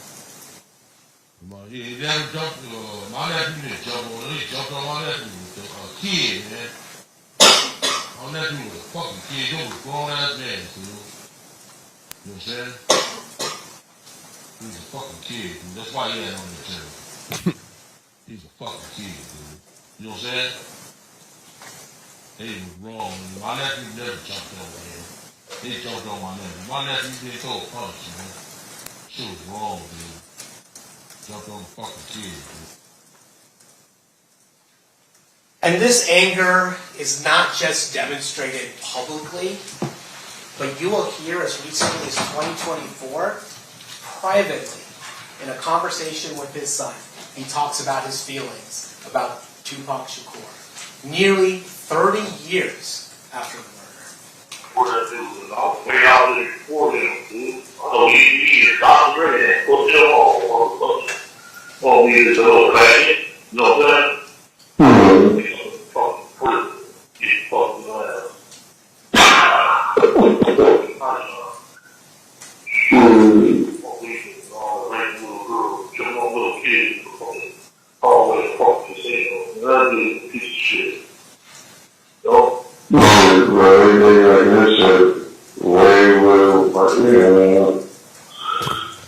Over the jail call, homie? He's snitching over the jail phone? 28 years later, that is the visceral anger that Dwayne Davis had for Tupac Shakur. It didn't, in 2.5 hours, he took care of what he thought was the proper response. And 28 years later, he still is angry about what Tupac did. On September 7th, 1996, Tupac Shakur publicly, on camera, participated in a humiliating beating of Dwayne Davis' nephew, Orlando Anderson. Dwayne Davis knew that in his world, that required a response. And over the years, in private interviews and public statements, and even in private calls, Dwayne Davis has repeatedly told us, over and over again, about the anger he felt and his own role in the revenge drive-by shooting of Tupac Shakur. Oh my God. And now, nearly 30 years later, we're going to ask you to finally hold Dwayne Davis accountable. Thank you. Yo, this was a quick ass. Yo, this was like. Mr. Stamps, you wish to give your opening statement? Yo, this was quick as fuck. So what we learned is they're going to be using a proffer against Keefe D. So the proffer where he confessed to the police, he's not going to be able to avoid that. They're going to use it against him. Secondly, right, they're going to be using the interviews against him. Thirdly, there's an eyewitness, the woman who watched the entire thing. She's going to testify and identify Keefe D being there. Also, Keefe D telling the FBI that he was there, that they did it. Well, those weren't secret meetings. They can use that against him. You know why? Why? They can use that against Keefe D because he told the FBI that trying to get out of his drug cases. He told the FBI, hey, I was in Vegas. I was in Vegas twice, but now he's saying he was never in Vegas. Oh my God. Good morning. We spent a lot of time, I think, when we were picking a jury to determine who would be the right jurors for a case like this. Obviously, we want people who are going to reserve judgment until the end, but really look at the evidence with a critical eye. Now, what the state has just told you what they believe to be the evidence in this case. But really, at the end of the day, you have to ask yourself if what they're saying is really truth or fiction. Fact or fiction. Cut it out. I don't know if some of you recall, but I had asked the question specifically about what you were holding in your hands. And right now, for instance, you're all holding notepads and pens. That would be a fact, right? And in this case, for instance, I had asked before about the idea of... I can just do this, right? What's the defense here, bro? I want to know. Because ain't no defense for this, man. I'd ask some of you, if that microphone was buried and dug up 30 years from now, would it still be a microphone? The answer is yes. And the reason why that's important is because in this case, what they are telling you They're representing it to be a fact when it really is fiction. Okay. Okay. And it's up to you to determine what the facts are in this case. Uh-huh. Now, I'm going to give you a timeline here for you to understand just a little bit of how this is going to work, because there's so much evidence in this case that we have to sort of compartmentalize some things. And what I've done is really just sort of focused on the 3 detectives that work this file from beginning to now. First detective you will hear about is Detective Becker. He works the file. He's the original detective on the scene. Detective Long takes over the case for about 15 years or so. And then it ends with Detective Mogg, who presents this to the grand jury in 2023. But why this timeline is relevant is because you have to see the span of time for yourself. 30 years. Okay. And ask yourself this: what facts do they have after 30 years? Okay. Now, Detective Becker does what every homicide detective does when he arrives on scene. He's assigned to the case. He starts his investigation. At that particular time, though, Tupac Shakur was not dead. He was critically injured. He was at UMC. Yeah. And it isn't until 6 days later that he passes away. Okay. But Detective Becker starts his initial investigation because it's pretty serious, and as a result, he just takes over the investigation. What he will testify to is that Flamingo Total on a Saturday night, in the middle of a fight between Mike Tyson and Bruce Seldon, it was very busy when he arrived. And he arrived at a time where he was able to determine cartridge casings, 40 caliber, that was found at the scene. That's another fact for you. But at some point they're going to learn, he learns that potentially it was a Glock 40 that was the actual firearm that was used in this case. And then when crime scene analysts arrive on scene, they document the evidence. And they document the cars. That will be important, and you'll determine at some point why the cars are documented. Okay. And with regard to Detective Becker, what he'll tell you is police officers write reports. Critical. Hugely important. Why? Because at some point in the future, like in this case 30 years later, Detective Becker will not remember details like he would if he had what? His report in front of him. And that's going to be important for you to consider in this case. Now, what Detective Becker does, though, is because of the outcry, the attention, the media focus on this case, he took his file and he secured it in his office under lock and key. Because he was worried about leaks in Metro, leaking information out to the public, because so many people wanted to know answers to the question as to what happened and who did this to Tupac Shakur. Okay. Now, what you're going to find is, when Detective Becker testifies in this case, is that a lot of his reports are now missing. They're gone. Which is Metro's responsibility to hold and to pass on to the next detective, and then finally to the next detective. Now, Detective Becker also did not trust Compton PD. Why is that important in this case? Because there's an individual by the name of Reggie Wright Sr. He was a lieutenant working in Compton in charge of the gangs in Compton in terms of investigations. His son is Reggie Wright Jr. He was the head of security for Death Row Records. The same security that was here in Las Vegas on the 9th of September 7th, 1996. Man, shout out Reggie Wright, man. Affiliated with Mob Pyru Blood, and Detectives Ladd and Brennan from Compton answered directly to Reggie Wright Sr. Okay. Becker did not trust Compton PD. And the one thing that he really didn't trust is that most of their information came from confidential informants that were not reliable. Okay. They'll tell you that. And because of his intuition, Compton PD was shut down in September of 2000 due to internal corruption. Really? They just evaporated that police department, and the sheriff's department for LA County absorbed the responsibilities for the police department in Compton because of the corruption that was there.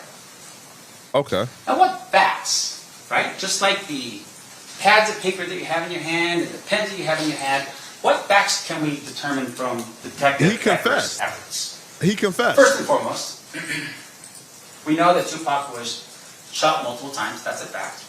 That can be proven. We know that it was with a .40 caliber firearm. That's a fact, due to the cartridge casings. on the corner of Flamingo and Cobalt. That's also a fact, right? We're on board so far? Okay. We know the date, September 7th, 1996. That is a fact. At 11:17 p.m., we know that to be a fact as well. And then finally, that he was in a vehicle during Rush of Night, and that Tupac died 6 days later.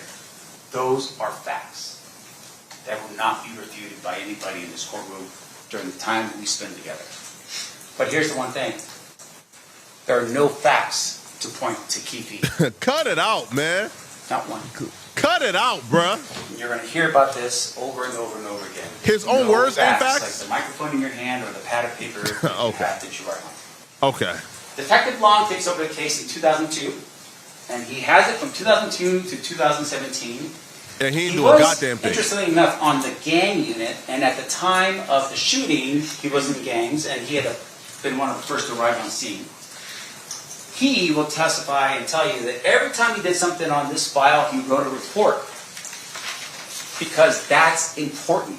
That's what you do as a police officer. And he conducted follow-up interviews, and he made some travel to Compton. He will tell you those things. That's his role in all of this. But here's the thing. Detective Long also encountered some challenges in this case. They had to hide the case file with Metro. Because people were still accessing the file in Metro, and they weren't authorized to do so. So they changed the case number so that people couldn't find the file. Okay. In addition to that, what you're going to learn is LAPD reached out to him, called him up and said, hey, Detective Long, we have the gun. And we've tested it, and it matches back to what you're looking for in terms of the weapon that killed Tupac Shakur. Detective Long goes to LAPD, gets the gun, transports it back, gets it tested, and it comes out as not a match. LAPD tells him after, we gave you a fake gun to test you out. This is the level of, I don't know how to put it, that was going on during this time period between Metro, LAPD, and Compton. This is what's happening during this time period. Man, but Pac ain't stand a chance, yo. According to Detective Long, became very scarce and stale, meaning that it was taking a long time for him to follow up with people. Witnesses became unavailable. Why do you think that is? Because of time. So as a result, memories started failing because of that time. Man, Keith, you need memory ain't Detective fade. Long had these challenges. But here's what Detective Long does. He interviews Keefe in 2009. Sits him down, has an interview with Keefe, just like the state said. And guess what happens? Detective Long doesn't even know that Keefe had actually spoken to a task force the year before. How is that possible? Metro is the agency responsible for the investigation of Tupac Shakur's murder, and they don't even know about this. Okay. No one in that room in 2008 told Detective Long or Metro what was going on. And you know who was in the room in 2008? You had FBI in the room.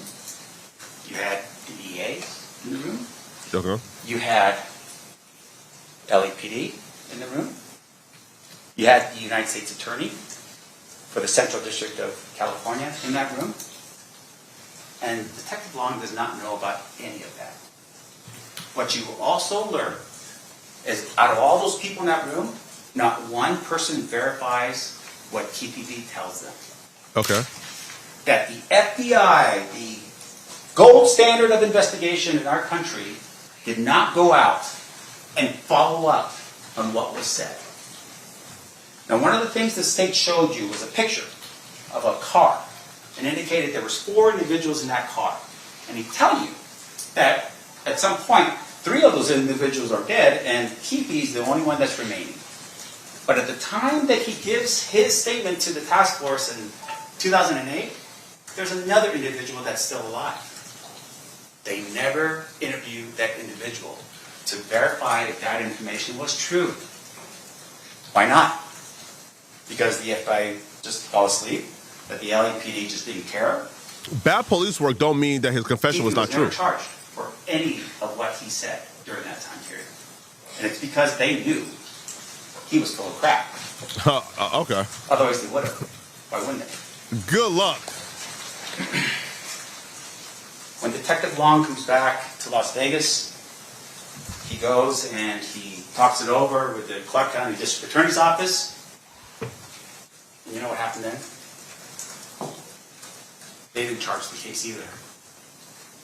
In 2009. Ask yourself the reason why that is. It's because they just didn't care about Tupac Shakur or his life? Or is it because they looked into it and realized we can't verify this information, we don't believe this to be true? Well, because the proffer couldn't be used against them. Clark County District Attorney's Office not charged him in 2009. Now, what facts do we get out of Detective Long based upon what he did for those 15 years? We don't have any facts. Outside of statements made, allegedly by KPD and other people, we don't have anything to verify any of that information. Outside of his own words? Single thing to corroborate the statements made by that man in 2008 or 2009. Not only by Metro, but by the FBI, by LAPD, by the DEA, by the United States Attorney's Office. No one corroborates any of this. So, 2017 comes along, and an entity called the Center of Investigative Reporting, they file what's called a FOIA request with Metro. And what that means is, FOIA is the Freedom of Information Act. It allows or requires government agencies to give up information if you ask for it. That's the rule. It's to be transparent. And people wanted to know what was going on with the murder files. This is 2017. This is years after any of the statements that were made and anything else. Where's the investigation? What's going on? Yeah, Metro what happened? said, no, we're not going to give it to you. So in 2018, the Center turns around and files a lawsuit against Metro to force them to give them the file, to show them what work had you been doing over, at that particular point, I don't know, what's that, 20 years? That's when Detective Mogg enters the picture. What you will learn is that Detective Mogg basically says, I'm here just to close out the case. He's not here to solve the mystery of who killed Tupac. So with everything you have in front of you, that you're now hearing for the first time in terms of the statements that were made in 2008, 1998, 1990, whatever, Detective Mogg comes along and says, I'm just here to close out the case. That's his role. And what you're going to learn is, Detective Mogg received a copy of what's called the Death Row Chronicles in 2018. It's not a deposition. It's not testimony under oath. It's edited, and it's done for execution purposes. He receives a copy of it. You know what happens when he receives that copy of the interviews that the state has basically shown you in this case? No charges filed. Okay. Why? So, Keefe writes a book, allegedly. Right? Allegedly, he writes this book called Conquer Free Legend in 2019. Allegedly, right there. You know what happened to the book? Right? He confesses to it. What you find is, no charges filed. What is going on? Allegedly, it's District crazy. Attorney's Office doesn't want to charge the case. No charges filed when the interview happens. No charges are filed when the book is written. What is going on? 5 years go by. And nothing is going on with the case. But Detective Mogg says he's closing it out. Detective Mogg turns around and applies for what's called a search warrant. Now, what a search warrant is that in July of 2023, around that time period, a search warrant requires a police officer to get permission from a judge to basically violate the sanctity and privacy of your home. Okay. Right? There's got to be legal reasons for it. He's got to go through that process, and he's got to ask permission from a judge in order for him to get that. And what he does in that search warrant application is he assures the judge, hey, what we are looking for is in the home. The thing that's going to help us solve this crime, who killed Tupac, is in the home. And he signs an affidavit, and that's important. I want you to remember this. He signs an affidavit attesting to what he's saying to this judge to be true and correct. Okay. What he says is, I think we have evidence in Keefe D's home that will solve the murder of Tupac. Okay.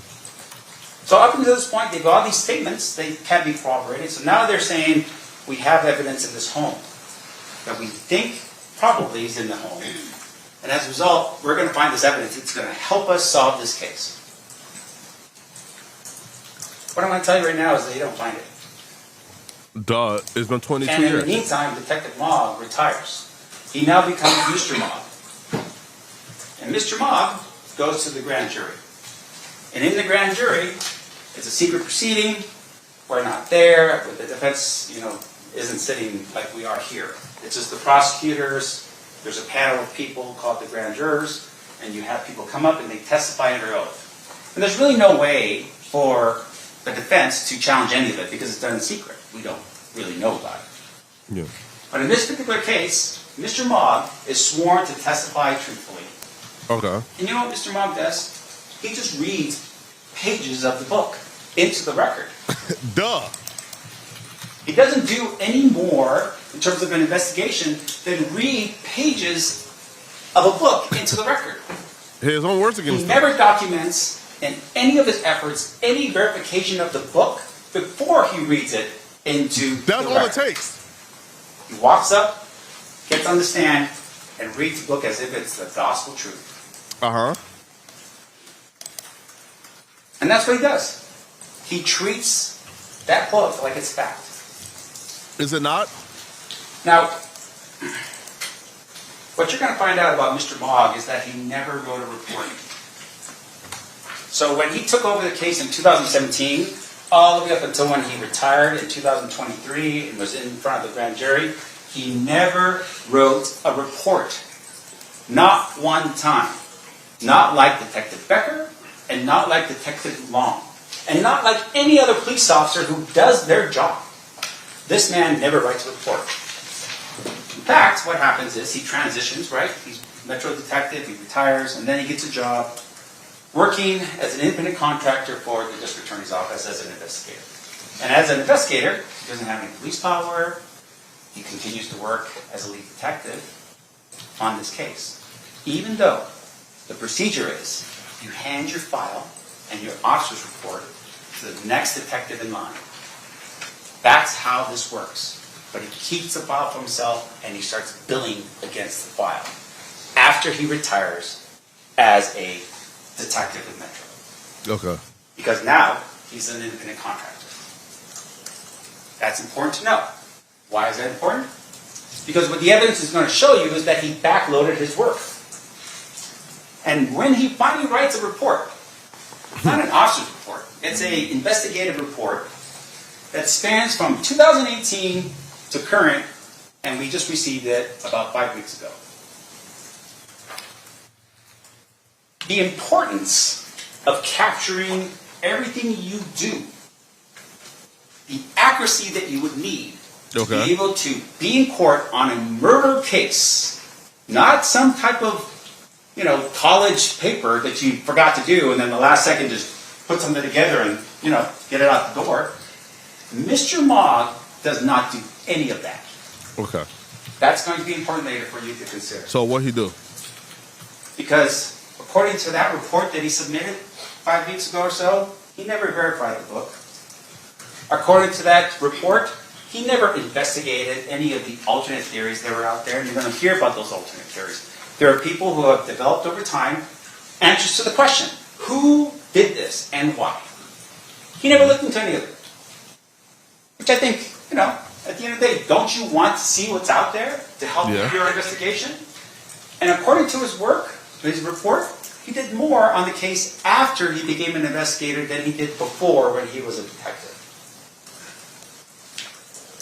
What I'm going to tell you right now is what you're going to find when you listen to all the evidence, that his work was biased, sloppy, and incomplete. Yeah, this is going to Those are the three things you're going to It's irrelevant in my opinion.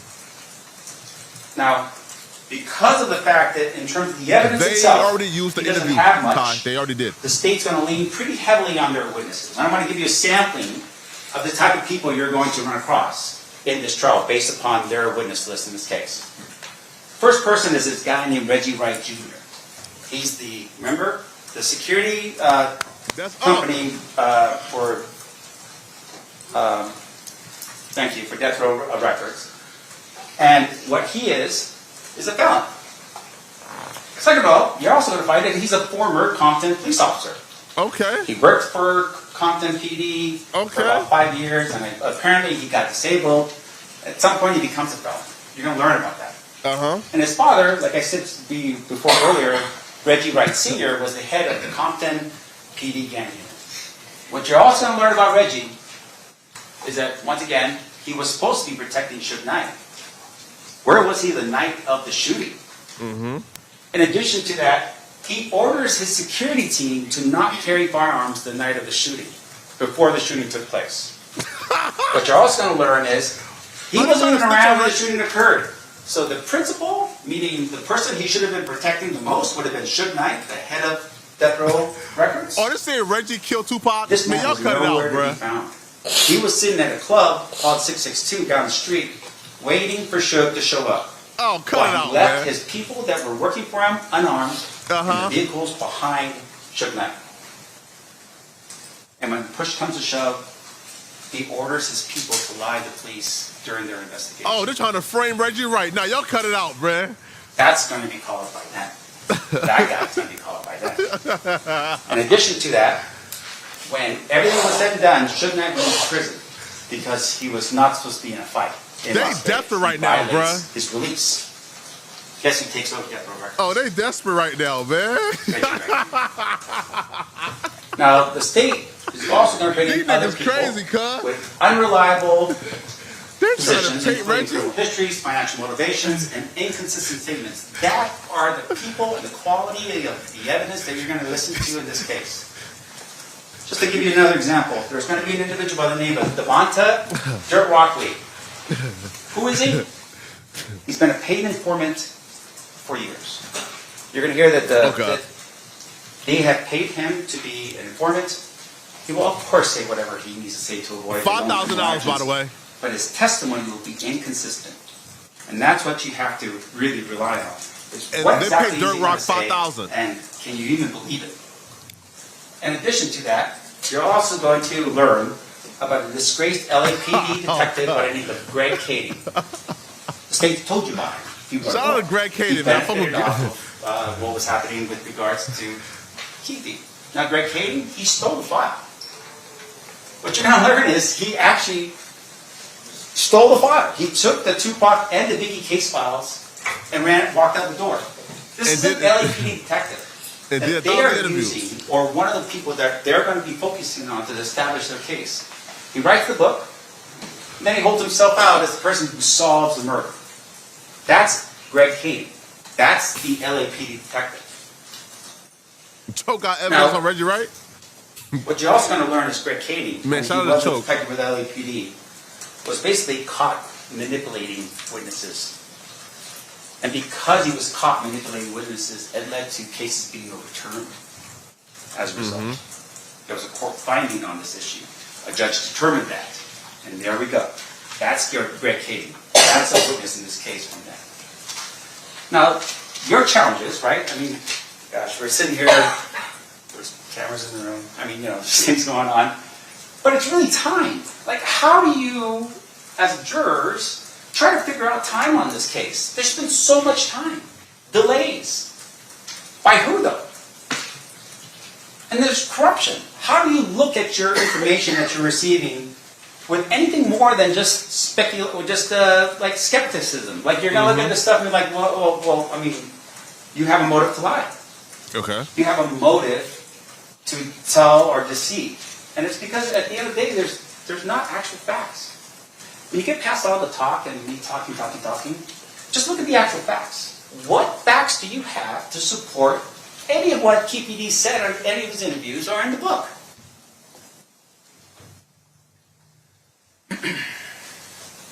When you look at this relevant timeline again, and you see the length of time, ask yourself, what facts do they have to even put KPD in a car in Las Vegas on September 7th, 1996? What facts?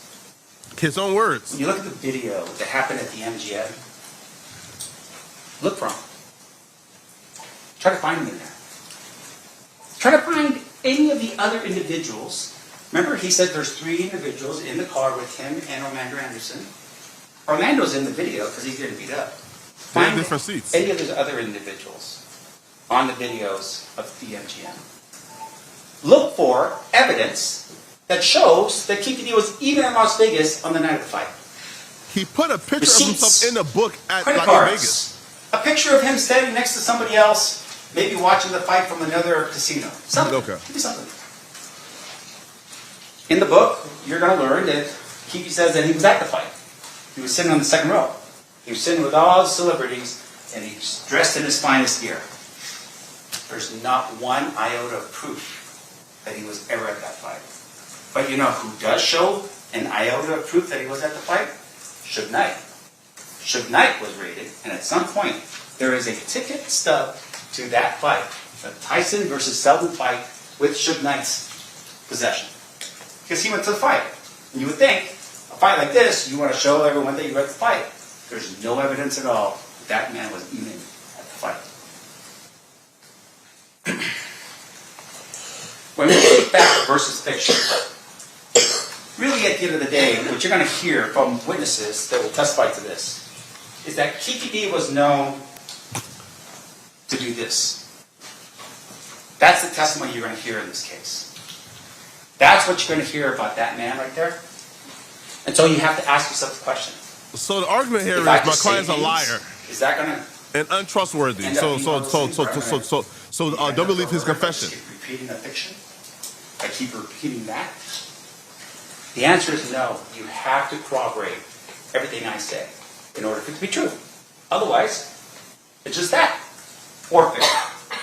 And at the end of all the time we spend together, what you're going to find is that the state cannot prove to you beyond reasonable doubt the claim that Keefe had anything to do with a first-degree murder with use of deadly weapon. There's no facts to that matter. Thank you. Thank you, Mr. Sandler. State at this time, are you prepared to proceed with your case in chief, or did you need a Cut it brief out, break? man. Just need a break to bring the evidence. So like Keefe D is saying, Sure, hey, we can do listen, that. okay? All right, ladies and gentlemen, I wasn't in we're going to Vegas. take a 15-minute I break. lied. During this recess, you are admonished not to talk or converse amongst yourselves or with anyone else on any Okay, subject. They're about to go. Okay, the recess. So Keefe D is saying I wasn't in Vegas, despite me like putting a picture and video of myself in Vegas with other people. The detectives that was working on like this case, they're untrustworthy. Greg Hayden is untrustworthy. Oh, by the way, Reggie Wright may be involved in this. Did y'all look at Reggie Wright? Hey, Reggie Wright ain't have no guns, but he was, hey, yo, Reggie Wright, like, went to the club without them. Hey, yo, Reggie Wright did it.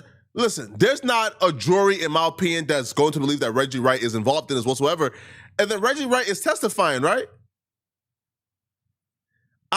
Listen, man, I just don't think the strategy of, hey, these people are untrustworthy.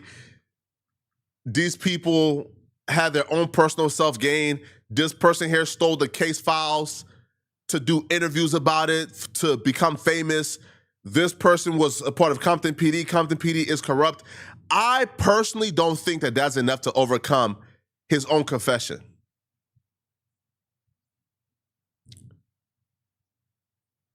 I just don't think that, right? I just don't think that that's enough to, again, to overcome his own confessions. Do y'all? Do y'all think that's enough to overcome his own confessions? Somebody says, Flacco, do your homework. Who? On Reggie Wright? Somebody says, choke no joke, expose Reggie Wright. Yo, I can actually call Reggie Wright too, but I'm not sure if he'll pick up. Somebody says, even if he lied, that means he lied to the FBI. Yo, here's the thing, yo. When Keefe D was approached by the FBI, right? Keefe D confessed, no, I was in Vegas. I just didn't kill Tupac. Why would you confess to being in Vegas? Like, what motivation would you have to tell the FBI that you was in Vegas? If you want to say, hey, he lied to the police, he lied in his book and in his interviews for profit and self-gain, okay, cool. But why would you lie to the FBI in 97 and tell the FBI, oh, I was in Vegas, I just didn't kill Tupac? What motivation did you have to lie about being in Vegas in 97?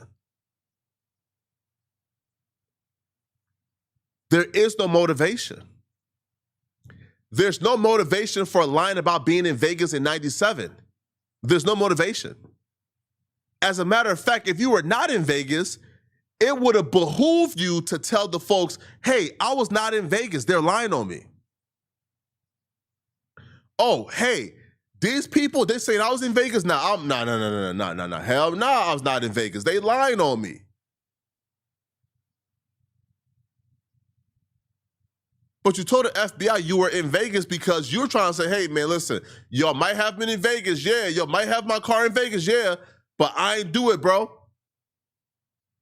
And then 10 years later in 2008, you confirm, oh, I was in Vegas and we killed Tupac, but you thought it could never be used against you.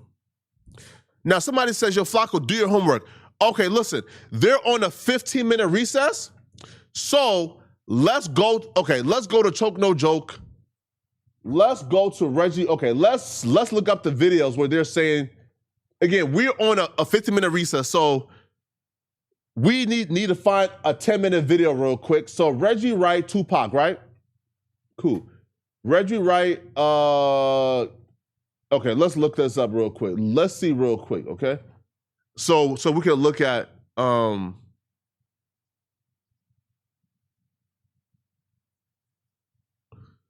let's just say Choke No Joke.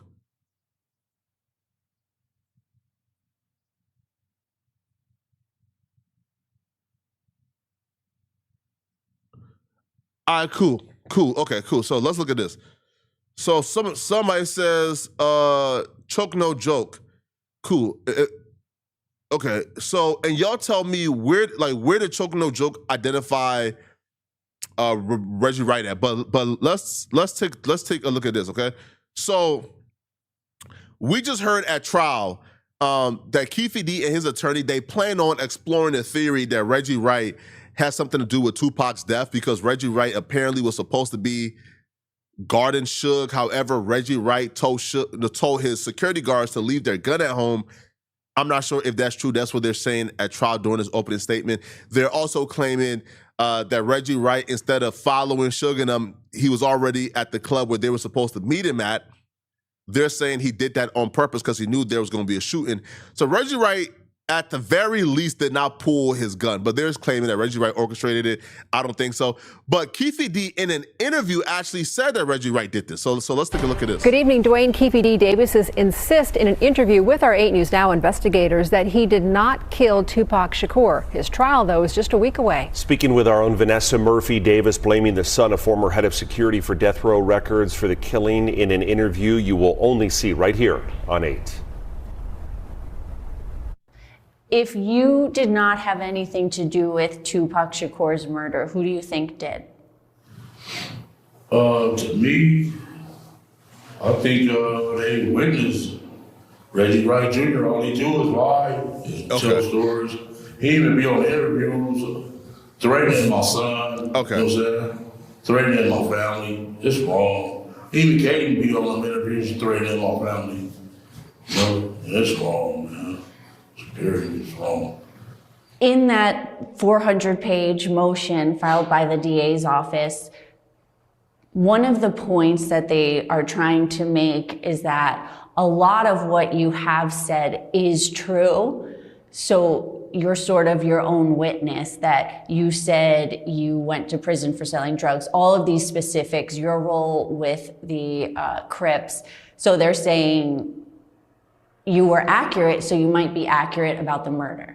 They're lying. This is a bunch of lies. You know what else kept coming up in the court documents? Biggie's murder, and how at some point you were a suspect. Okay. Yeah. So, cool. Okay, so I think I found a video. Okay, so Keefe D is pointing his finger at Reggie Wright. Now, Reggie Wright has responded back to this, so we'll get to that. So here is Choke No Joke, where he's apparently now this is who People is claiming, by the way.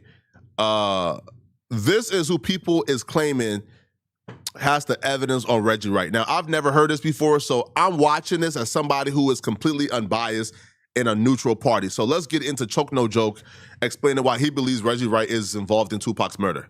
Okay, now check this out. Okay, cool. Now, you heard his father call him.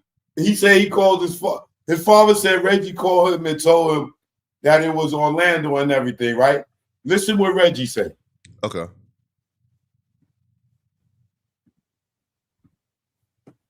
And he not doing the proper thing.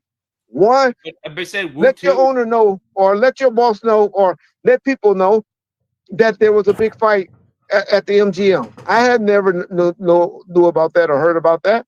No one contacted me. Why? Because they feel good. So niggas feel comfortable. They had 20. Reggie, go ahead. How did you call so fast after the shooting? If nobody, like, when you Call were, who? you called it, I believe you told someone right after. See, shout out to OG Patrice and shout out to Kimmy Love, right? I gave them the questions, but they couldn't remember exactly what I was saying. She was supposed to say, how was you able to call your father so fast and tell him that Southside did it? How did you know so fast to call? Now, y'all just heard his father call and him and tell him within the hour, right? Within the hour, he called his father and told him it was Orlando. He said his name. You heard his father say that, right? Wait, cool. So Choke No Joke is not saying, right, for you who confused, okay, so he's not saying that Keefe D and Orlando didn't do it, right? He's saying that Reggie Wright was somehow involved in this. Here, let's go to the original accusation because I want to see the original accusations. I want to see him actually saying,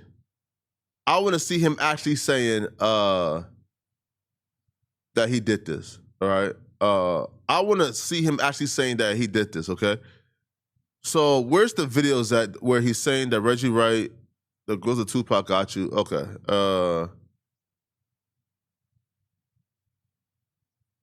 I'm trying to find the actual videos, but nobody is pointing out, right? Because in that video, it just looks like he's just going back and pointing things out that he already said. All right. Okay, right here. So right here is a video he did 5 years ago called Reggie Wright and LAPD allegedly responsible for the death of Tupac and Biggie. How? No joke, cheeky choke, no joke. Choke, no joke, cheeky choke, no joke. You know what it is. It's truth be told, all day, every day, even on your birthday. Happy birthday to all y'all out there celebrating your birthday on November 6th. Man, Forget it, the whole week I love in you, November. brother, but you got to get to the First week in content, man. You got to November, get to it election faster, week. man. Happy birthday to all y'all. We're not going to get into this, what you call it, no election talk. I'm sorry I'm late, y'all. I went running. As you can see, I showered up, and you see the information that is presented here. Tupac allegedly got killed by Reggie Wright. Okay, how? This is why Suge Knight was in the car with this nigga. Okay. For everybody that thought Suge was trying to get Pac killed. No, allegedly it was Reggie Wright that tried to kill Pac and Suge so he can run death row, because we're going to get into it. Like, okay. And then also Reggie Wright's. Wait, so Reggie Wright tried to get Suge Knight killed because he wanted to run death row himself, but then why would they shoot at Pac and not Suge? Sister? I want to say, I think it's Reggie Wright's sister is married to a LAPD, but he's on the Crip side. You know what I'm saying? Yo, y'all gonna have to go and listen from, this is not something you can watch. This is something that's on, if you got an iPhone and you go on the podcast thing that comes on your iPhone, you type in the Dossier, DOSSIER, and just looking for the one. Chuck, I love you, brother. Get to the content. Chuck, I love you. Chuck, get to the content, brother. I love you, man. Come on. Get the investigation content. on Notorious Big and whatever. Yo, And you'll see it. But somebody tell Choke to call Flacco, man. Because I don't know about this one. a lot of people thought Suge had put a hit out on on Tupac, but why would he be sitting in the car with him? But it was meant, allegedly, for them to kill Pac and Get to the content, Suge. Choke. But Suge didn't get caught. Remember, y'all, Suge always said he knew who shot him. Remember that interview? And they asked him, do you know who shot him? I think you're right. Let's watch it. Remember, he said he looked dead in the face. He knew who shot him, right? Well, and the dossier, we're not going to call Suge a snitch, all right? Because I don't think he knew he was being recorded. But he gave the truth to a reporter. Okay. And we're going to hear it with his own mouth, from his own mouth, that Reggie, and allegedly, I got to say, but from what I'm hearing, Reggie has, what they call it, clemency, or when they can't charge you with nothing, on Big's murder and Pac's murder. Now, how he got that, we don't know. Is Reggie an informant for the have 50 federal informant? minutes until Yes, they're back. So we You know what I'm saying? Has he been working with the police until they're back. crookedly? They're Yes, on he recess has. right now. When y'all see this information, yo, somebody said, Choke, turn the AC on. I know, right? The AC is not going to work. Show us the cold, content, right? But Choke. don't worry about me Come sweating. on, Man. bro. Get the What you information, doing, man? all right? Unless you're a female, you should only be commenting on me sweating, because you should be turned on right now. But and my hair is wet too, so that's part of the water. God, Choke. So I'm like I told y'all, Instagram. Y'all got to come over to YouTube. Y'all got to Choke. Show us the Choke. Yo, shout out to Little C, shout out to Faith, shout out to Little Kim, shout out to CJ, Tatiana, Tiana, get to the content, and they don't want to man. get I sued. love you, You know how much brother. money Get to the CJ going to content, get, man. and Miss Wallace going to get, and Faith is going to get, Kim can sue. Oh, like they all can sue, man. Oh my like, God, these niggas killed Big, yo. Check it, yo. I'm sorry, Instagram. I got to go. One love. Oh God. Yo, I'm gonna get into this right now. Waiting for the YouTubers. Shout out to Big Gene. I see y'all talking about Big Gene. Shout out to Big Gene. Let me put the link in here for Gene. If Gene's in here, Gene, if you want to come on, I'm put this link in here. Okay, Gene. man. Let's get forward. I'm sending this link to your phone, bro. Gene, just in case. I know you don't want to get on, but just in case, man. I might say something that okay. Allegedly, Death Row is behind the murders of Big, and this is coming from an FBI agent. This ain't coming from no rumors and running the mill. This is all paperwork, evidence, documents, testimony that prove who killed Big and Pac. More definitely Big, but it'll be proven to Alan. Good looking. Thanks for the Cash App. I appreciate you, bro. Oh my God. It'll be proven about Pac as well. You know, so 2020 has been a year, man. Of the LAPD and the city of Los Angeles, defining with evidence who shot and killed Biggie, Notorious B.I.G., Christopher Wallace, but more importantly, why the power players inside the Los Angeles Police Department covered it up. So, Gene, you want to say anything before I start playing this? Yeah, I just want to say this for a minute, man. Like I told you that, and I want to tell the fans, I'm not trying to abandon them, man, but I'm done with it. They don't know what it is to pour your heart and have everybody fight against you when you're just trying to tell niggas what's real. Right. You know what I'm saying? I'm a witness, bro. I don't have no financial, like niggas think, that because you came on YouTube, Rex set me up helped me set up with a YouTube channel, and I came out here, so he didn't have time to keep telling my story and me fighting my battles. So he helped me get something so I could fight my battles. Then you helped me how to, you told me how to keep going with it and just, to keep doing the shows, Jen, keep doing the shows. And I had no idea that these white boys was behind the scene. The FBI agent, the reporter, or nothing like that. They was behind the scenes, and they had got all this information together, and they was going to put it out. And when I heard it, I said, "My fight is done, man." I let you know. We sometimes believe the other people more so than they believe ourselves. People who knew me know, and that's why I caught no flack from nobody, because the gangsters in the street that knew me, the people who was around Bad Boy that knew me, the people who know me, period, know that I was telling the truth, and I just had the guts. And like my man Jeff from Disturbing the Peace, he said, "Yo, Gene, niggas used to come up to me and I tell them first, first of all, Gene has the right to say whatever he wants to say because he was right there." So shout out Jeff. I know Jeff. Yeah, Jeff. Yeah. So I'm like, yo. He said, yo. Niggas was coming at me and said, yo, Jeff, that's your man. I know that's your man. Jeff was like, yeah, that's my man. And he ain't the type of nigga that you want to just go. You ain't gonna run up and deny him or say no shit to him about what he know. I live this shit, yo.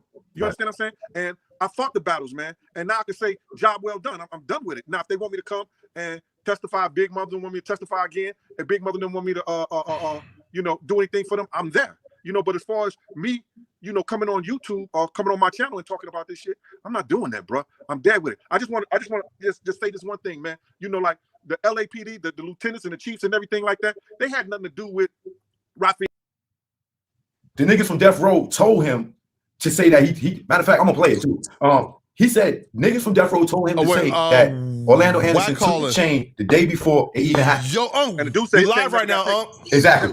So allegedly, Reggie and them came up with that story. They told Frankie to do that. And if you was listening to what Suge said, Frankie told Suge, Reggie and them told. Motherfuckers had their fun throwing me in this big UK shit, right? Yeah, of course. And you know what? I can't be mad at all these little who ain't got no mind of their own to know how to read and understand what's what, right? Yeah, facts. I would never sue a street nigga. No, facts. We deal with it in the street, right? Facts. So I'm mad and I called my attorneys. I said, well, listen, man, here goes the thing. This dude on his way to turn himself in, right? Mm-hmm. Made a statement to the world that WAC 100, 600 is the reason why the feds is on it, why he got to turn himself in. That's what he said, right? Yeah. Okay. Now, there's over 4,000 or 5,000 documents out, and through the documents that we read, right, because we look through the documents, Yeah. we have learned, right, that prior to March of 2025, that Big U had been apprehended 2 or 3 times by the FBI and taken in for questioning. So now we have to do the math. If you have been apprehended and taken into custody for 2 days, 3 days at a time of release, then you know that you have other things going on that may possibly lead to an arrest. Yeah. Right? So this is what I'm going to do. I'm about to file a $10 million lawsuit against Big U, Eugene Henley, for these statements. But I didn't want to do it because I know his family. But guess what? I sent word. Hey, tell dude to clean that up. He can let niggas know he's emotional, whatever he was doing, but clean that up. Because what's going to happen now is when I file the suit, at that point in time, everything has to come out if WAC 100 had anything to do with it. Nah, that's a fact. I've opened up Pandora's box. Now, the AUSA already addressed this document on the paperwork that this dude, right, in fact, said these things on these individuals' back, almost as if it was a order for a hit. Yeah. This is what they said. They went on record saying that we have had no dealings with these people about Big U or any other situation on the federal level. Yeah. Federal, state, or whatever, right? So here goes the twist. If I file my civil suit, right? Yeah. Because who's forcing me to file it? He's forcing me to file it, right? Nah, that's At facts. some point, I have to clear my name to where it's documented. Now, I know when the trial comes, my name's not going to be anywhere there. Nah, facts. As you should. Me and Big U wasn't in correspondence dealing with each other from 2021 to 2025. We was enemies. Yeah. So when people say, why WAC ain't caught up in it? Because WAC wasn't dealing with the nigga. Period. He couldn't call me. I didn't call him. But here goes the catch. Once I filed a civil claim and all the facts are stated with audio that he put out there to the world, right? Yeah. My attorney said he said it's not on you. It opens the door up for the AUSA to double back and file on him. Yeah. Oh, damn. Right? You see the catch-22? Yeah, but He's forcing me. Yeah, but they're your fault. Because he said, no, it ain't my fault. He's forcing me. Yeah. Because listen, bro, if the police then took you into custody in 2023 and 2024, the feds then came to your house and talked to your wife about crimes, which is all in the paperwork. It's all in the paperwork. They saying we spoke to Eugene Henley's wife, and the wiretap says she then went and used the father-in-law's cell phone to call Big U to tell him they came over here asking about the football player and all this shit. Then it says in 2023 of June, Big U was taken into custody under a federal warrant for his DNA. Now, facts. I heard that too. Right, and then it says in 2024 of August, he was taken into custody about, tax crimes or whatever. Yeah, of course. So why when you picked up in 2025, you say the feds is on you right now because of WAC 100 and 600, and you never mentioned that they didn't took you into custody twice? It's cap. Nah, facts, right? With the uncle, would you just sue Big U, or I'll be real, man? Lush been. I mean, listen, bro. Like, listen. What Lush has said has rose to defamation. I will. You feel me? Hey, listen. I like Lush too. I'm not even worried about dude. Dude is over there mad at his reality. Yeah. Listen, bro. I didn't slap you. I didn't send the people to slap you. Yeah. I didn't tell you to apologize for being slapped. Of course. So don't get mad at me because some shit. Now, the only reason why I put it up, and you've been following these details, nigga, you not finna tell me describing a scene where nobody got hurt, no money was exchanged. You saying that's the equivalent to Munchie B saying he passed a liquor bottle to the nigga that killed Draco every week. Yeah. Like I told Adam, I don't give a fuck what you talking about, bro. Yeah, man. Niggas say that and that is the same. Nah, nigga. Yeah, man. Nah. Yo, Unc, right? Like one last question, right? Because KVD trial is back on now. Yo, Unc, listen, do you have any updates? Because I've been seeing that Blueface got involved in something last night, like shots fired or some shit. Nah, the niggas just got to fight. I mean, shit. Yeah. Niggas get to fight and there's no jumper and you there. Shots is fired, nigga. What they're gonna do is they're gonna publicize the name that's there. Gotcha. You know what I'm saying? So some niggas, we don't know who fired the motherfucking shots. They having a fight with two bitches. You know what I'm saying? Yeah, man. Two bitches is fighting. So, they gon', but then, there's some blues, I'll be telling it. Certain places you gotta watch going, because if anything happen, they gonna put your name in it. And then next thing of course. You got promoters and everybody saying, hey, this happened, that happened, which it did happen. Yeah, of course. We don't know why it happened, but they're gonna mention, when they mention he's your to blame. name in it, they put it on you. That's crazy, man. Yo, right, Unc, listen, man. This ain't really about no money because Yeah. you ain't got no money. I know he Of ain't course. got no money, but it's gonna force the legal system to address Facts. if I in fact had anything to do with his investigation and his arrest, which I don't know why he played the game, and I've been thinking about it, and my legal is telling me you gotta. They said in court already, though, right? Like that. I already said it in court, but Yeah, that he lied on y'all. All the big U groupies, Yeah. they the ones making me do this to him. Mm-hmm. See, if you was really a big U fan, you would say, hey, bro, we push that narrative.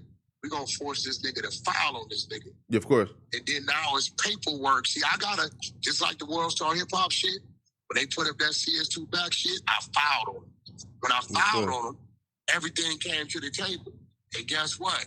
Y'all defamed this dude. Y'all got to pay. So it's there. Now, in life, over history, it's documents that show what y'all accuse this man of, he ain't guilty of. So now I got to do the same shit to do. Man. Nah, man. Unc, listen, right? Unc, listen. But listen, right? Listen, Unc, like, send me, like, the actual details, all right? So, like Keefe D is back on now. Wait, Unc, look, the last question, Unc, is Keefe D guilty or innocent? Keefe D ain't, he ain't shot and killed nobody. He ain't that type of dude. Yeah. But he guilty of riding the bandwagon. You know what I'm saying? He rode the bandwagon, and I get it. They was giving a nigga 3,500 in the interview. So Was he there? Because he said, okay, so like he said he was not there. Was he there? Yeah, based on your perspective. He told us from the gate. He told us he was there. Remember, he said he looked shook dead in the eyes before the show. Exactly. He said that. He said that we went looking for him, and we drove through club. Exactly. To parking lot. Now you got Mob James who's on the witness list, remember, he gave an interview saying that he was, in the parking lot where he seen exactly Keefe D and them or whatever. So exactly, this is what he's saying. He's saying, yeah. If you saying I look Suge dead in the eye before the shots rang out, well, the shots rang out on Las Vegas Boulevard. Exactly, right? And the proffer agreement, Unc, right? So look, before this trial, so we thought the proffer agreement was like not in play. Apparently, because Greg Caden wrote a book on the proffer agreement, and Keefe D Lee and spoke on it. Apparently, they're saying the proffer agreement is being used in this court. Yeah, well, because Keefe D broke the terms of the proffer. But Keefe D broke the terms of the proffer. At that point in time, the immunity is gone. So I believe Greg Cadence, his partner, the black cop that was depicted, that was in the proffer agreement, they're taking the witness stand, and they're going to actually play the recordings, which at that point the world will hear Keefe D telling on a lot of people. Right. Also too, right? And they said, the first statement was they believed that Reggie Wright had all the motives to actually be the one who orchestrated this and not Keefe D. Which I'm like, how the fuck? Why would Reggie have the motive? He's working for the company that's generating income through the owner. But they said though, right? That so it said that he was supposed to have armed people there, but he told his men not to be armed. That he was supposed to be in the car, but then That's still not motive. Reggie told the story to where, I don't know if it was Nevada PD or whatever PD had told them that they didn't want anybody armed in any of the functions, right? Yeah, of course. You can't be armed in the casino, right, for one, unless you are Nevada PD or FBI or some part of the agency like that. Yeah. So, he's telling his people, hey, look, I don't need my security team going to jail. I got to pay for that. Remember, Right Wing was Reggie's company. So if the security team go to jail, Suge don't got to bail them out. Suge don't take the hit. Reggie takes the hit. So he's telling his people, hey, look, they're running strict because of the fight. Don't be in them casinos with the weapons. Yeah. And they don't want us to have weapons, I guess, inside of the club tonight. So if Reggie's getting these instructions from Nevada PD, nigga, this ain't no motherfucking hood, homies. It's a real company. That's true. With a bonded insurance license, right? Yeah. Of course, he's going to instruct his people, don't be in the casino with concealed guns. That's true. Right now, at the end of the day, did nobody tell Tupac to do what he did? Nobody. They took Tupac back to his room. Did nobody tell him to leave? He came back out. Yeah. Now, street security is what you don't blame Reggie's illegal security. Blame the street security that keep guns regardless. Yeah, facts. How you gonna blame Reggie? Okay, let's say Reggie tell his security to stand down. Then that means in them days, your street security is supposed to be what? They supposed to have their guns, right? Yeah, facts. Yeah, of course. Street security, right? Okay, so street security is in 4-5 cars behind them, rolling weed, fucking with bitches and partying. Of course. Nigga, how you let one car pull up? How did the car even get on the side of the motherfucking vehicle? Of course. The formation you're supposed to be running is one car behind, one car on the left staggered, one car on the right staggered. In this case, on the right, because they're in the turning lane. It'd be different if they fired for the for the driver's side. They fired from the passenger side. It's supposed to be a security car on that side and another car in front of them. So don't blame Reggie's security. You got to blame the street security for slipping. Yeah, man, definitely, man. Yeah, all day. So fuck you putting on Reggie's security. Reggie's security is supposed to do it by the book, bro. Of course. Your street security is a security that ain't doing it by the books. Yeah, it don't matter if they got a gun because they ain't supposed to have a gun. Not facts. So where was your street security? Was there return fire? They say they chased them, right? This is the story these dudes say. They chased them and return fire. How you didn't see the car pull up? Not facts. Why? The street security's vehicle should have been the one shielding Tupac and Suge's vehicle. So blame the street security for getting relaxed and let it happen. You can't blame Reggie for that shit. Yeah, man. Reggie wasn't even there. Reggie wasn't even at the fight. Yeah, facts. The club. Yeah, man. No. Right. Listen, right? I'm gonna call you after. Yeah. Right. Like they have like I think like 2 witnesses, right? I'm gonna call you back after the last witness. Peace out. All right, let's get to it. My bad, folks. Let's get to it. My bad. Come on, let's get to it. Folks, that was great information. That was great information. Y'all don't think? Come on, bro. Come on, bro. Rest of Mr. Ford's crime scene photographs. Right here, let's get to it. I'll be back. Which is state's proposed exhibits 9 through 32. And by the way, all the information that y'all just missed was the boring stuff, bro. They was introducing exhibits. That's correct. All right.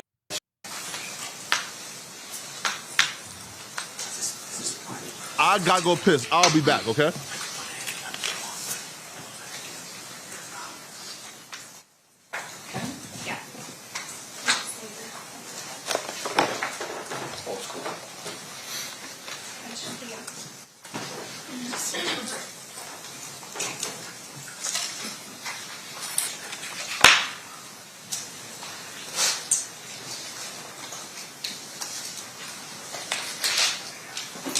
And you are Mr. Gale.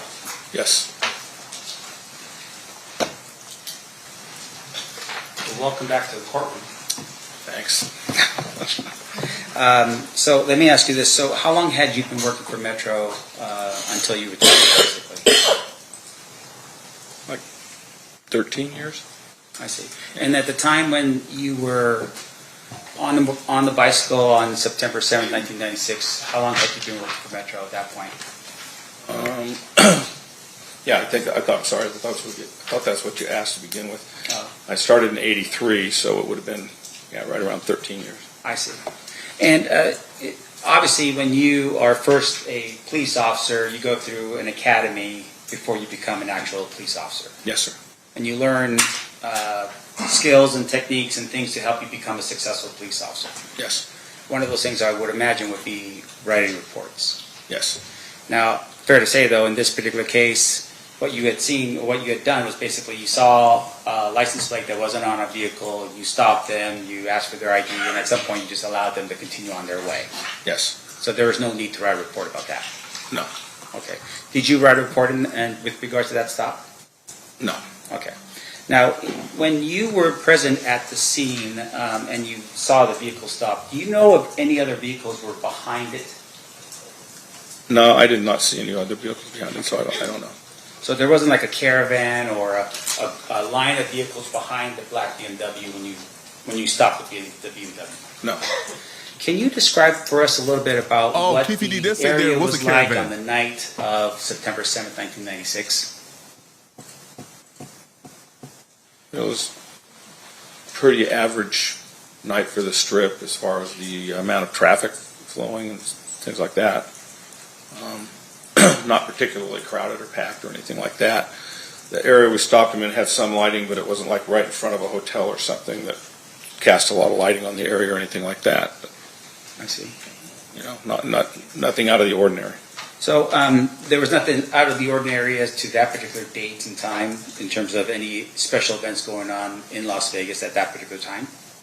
I'm sorry, there was always something going on the Strip, so I heard that things were going on that night, but I was really aware of them. Were you ever aware that on that particular night there was a championship boxing match between Mike Tyson and Bruce Seldon that was being held at the MGM? Yes. All right. And I would venture to say that that would be something that would have been briefed to all the police officers prior to you going on your shift for that night. No, we didn't really talk about it. All right. And then with regards to the amount of traffic, you're saying that even though this championship fight had taken place, in your opinion, there wasn't a lot of traffic on the Strip? Not more than ordinary. Okay. And when you say not more than ordinary, can you describe for us what that means exactly? So the Strip is always pretty crowded, or was at that time. So, that's why they had us out there on bicycles. It's because we could get in between in and out of cars. So I guess when we conducted the car stop, there was enough traffic that we felt comfortable that he was going to have to stop and pull over, that he wouldn't be able to just take off on us. Right. And that's the best description I have. That's why we rode bikes out there. So, but there was always traffic in that area. So it's always congested over there. Okay, and that's probably the best way to put it, right? It's still congested for Las Vegas. Yes. But it's normal for Las Vegas to be congested. Yes, sir. Okay. So it wasn't like, for instance, I don't know if you were around Las Vegas in 2020 when you could just take your bicycle and just ride down Las Vegas Boulevard with like no one around, right? It's not that kind Right, of. it's not like that. All right. And when you say congested, meaning that cars could not go very fast because there's always cars around in that area. Yes. Okay. Now, in addition to that, your testimony was that you had arrived on scene, and then at some point you're actually in the ambulance with Mr. Shakur. Yes. Being transported to the hospital. Yes. And the hospital you were going to was UMC? It was UMC. Okay. Now, when a police officer first arrives on scene, is that police officer considered to be the primary officer until such time as they are relieved of that duty? Ordinarily, yes. Were you the primary officer at that particular scene? Were you the first officer on arrival? I don't really remember. There were so many of us that showed up like at right around the same time. There's just a lot of officers showed up there pretty quickly. Right. Now, I mean, you have a pretty clear memory of this. Did you review any records or have any meetings with the district attorney's office prior to your testimony here today? Yes, I did. I reviewed the records. Okay. And once again, you do that so it'll help you refresh your recollection as to what occurred 30 years ago. Yes. Okay. Even though this might be something that's unusual, right? You have a celebrity who's shot on the strip. You still have to refresh your recollection in order for you to remember things. Some of it, yes. Yeah. And once again, you're doing that so you make sure that for this jury that you're accurate about what you recall 30 years ago. Yes. Okay. Now, in addition to that, you were shown a map, and I'm going to show you again here. This is State's Exhibit number 1. See this? Yes. Okay, can you tell me, this map, do you know if this map was the actual map in 1996 of the Las Vegas area? No. You're smiling. It's just a long time ago. It changes so much down there. Yeah. So we know that this is a map of Las Vegas. Yes. But you cannot tell us, for instance, if this is 1996. No, I cannot tell you that. So, for instance, on the top over here, this doesn't look like the sphere, does it? Does it? No. Okay. Sorry. And then down over here, does this look like T-Mobile or anything like that, as far as you can tell? No. Okay. Now, and once again, I just want to make sure I'm clear for the jury. This particular map, as it sits here right now, as it's here, for instance, we have what looks like down here at the bottom. I'm pointing where the MGM label is right here. Do these look like walk bridges over the streets? I can't really tell. Let me just scroll here real quick. Does that help you? Yeah, they do look like walkways. And fair to say that those walk bridges in 1996, people were still walking on the streets, crossing like pedestrian crosswalks, right?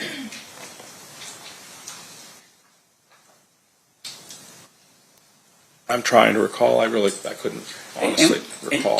I remember them taking you don't know if folks the was crosswalks out and putting those walkways in. Crosswalks in They did '96. that, but I don't remember the year they did it. And once again, I'm not trying to. It's not a catch-a moment. No, I understand. Yeah, I understand what you're saying. I don't want to say something that I can't be sure of, but I remember when I was down there working, they no longer allow traffic to cross on foot across the strip because of all of the accidents that we had. So they put those walkways in when I was still working. Okay. Right. Okay. Now, and just finally here, with regards to the when you're riding on the strip and you're riding with your with the other person that's with you, you said at some point you were made aware that there was a shooting that had occurred, and the radio traffic indicated that the vehicle he had stopped was potentially the vehicle that was being involved. Remember that line of questioning? Yes. Okay. Can you tell us just really quickly here, based upon State's Exhibit number 1, and once again, we're not looking at it in terms of an accurate 1996 view, but just in terms of the streets.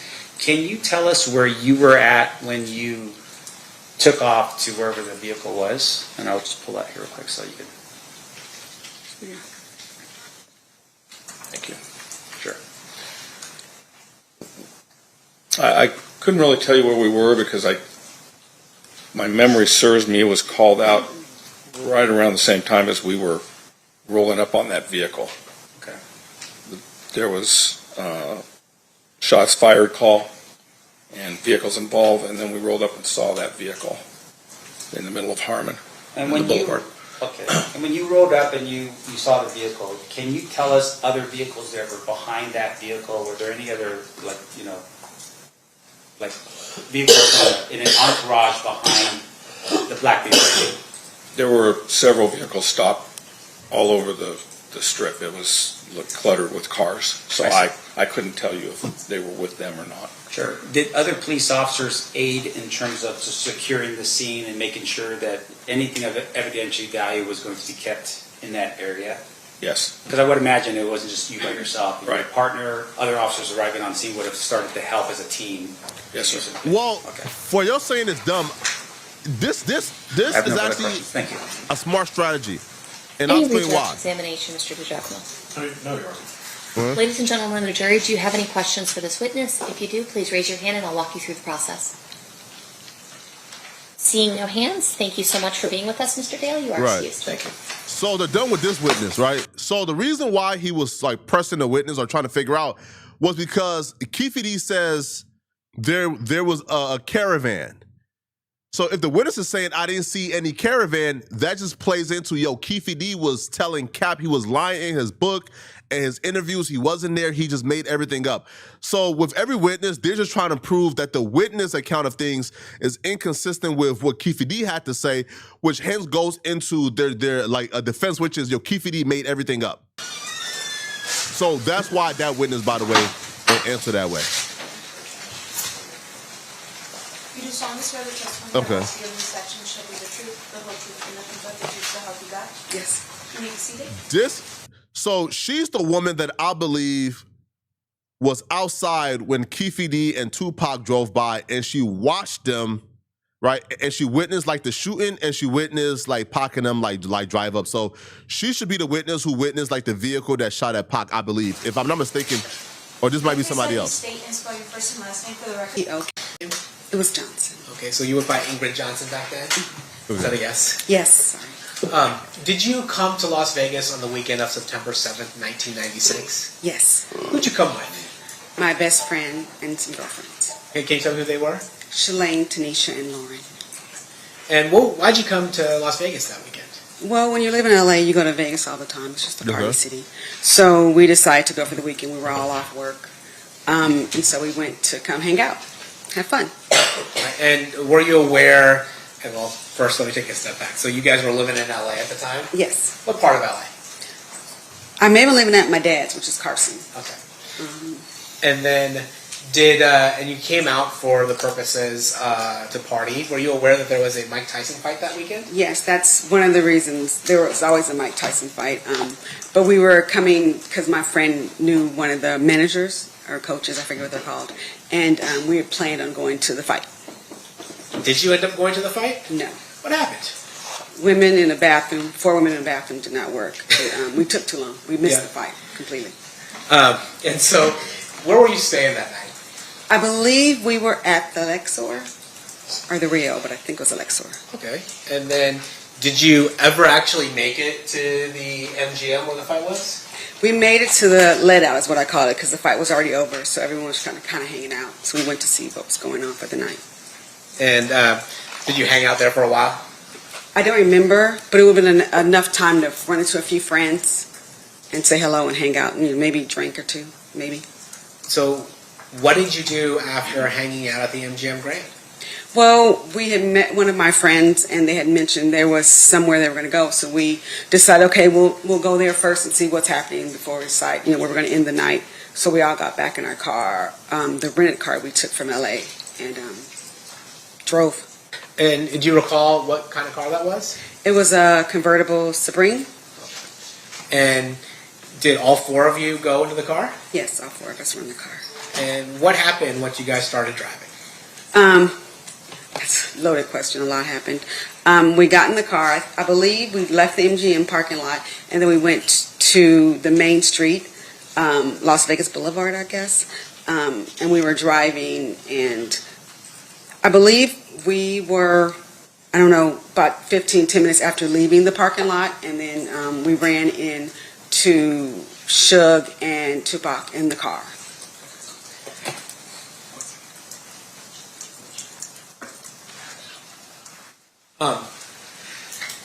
And when you say you ran into them, what'd that look like?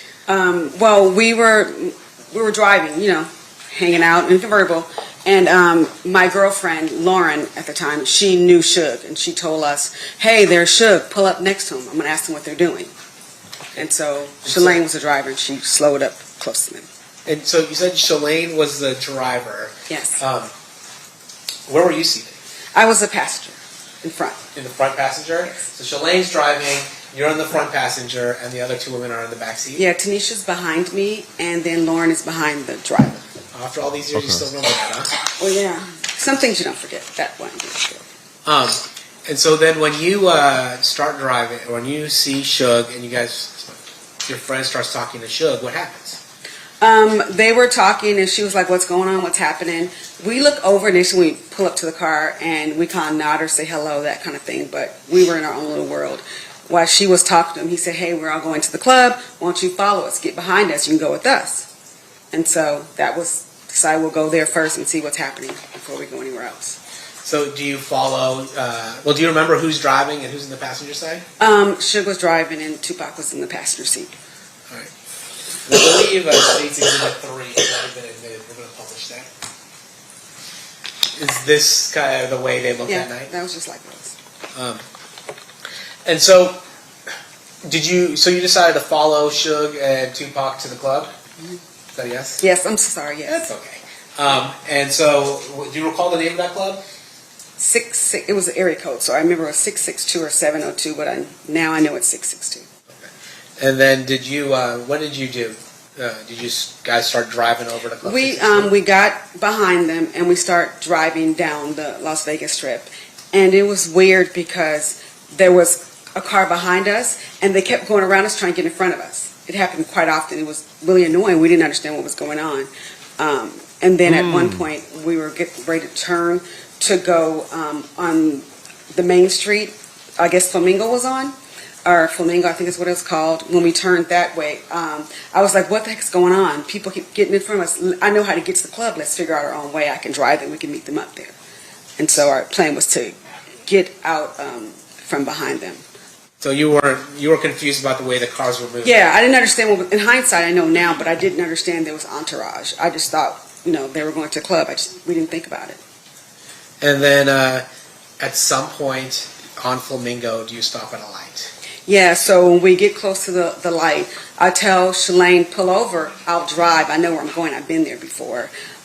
So we pull from around them, and then we stop at the light, and before, that's my fault, not yours. So before, when you guys are stopped at the light, where is your car relative to Suge Knight's and Tupac Shakur's car? So I believe there was 4 lanes, a turning lane, the lane next to it, the middle, and then there was one for like the outside lane. So they were on the 3rd lane, I believe, and when we got off the lane behind them, we got out and we went past, and I think we were a car or 2 on the 2nd lane from the light. And so were you And behind was on the or in 4th lane, I front of Suge Knight's car? We were in front. So you're in the lane next over, a car, or maybe 2 in front. Yeah, exactly. Then while you're waiting at that light, does anything happen? Well, me and Shalane were going to change seats. I was going to drive. I'm the more aggressive driver, and after she was nervous with them coming back in front of us so much.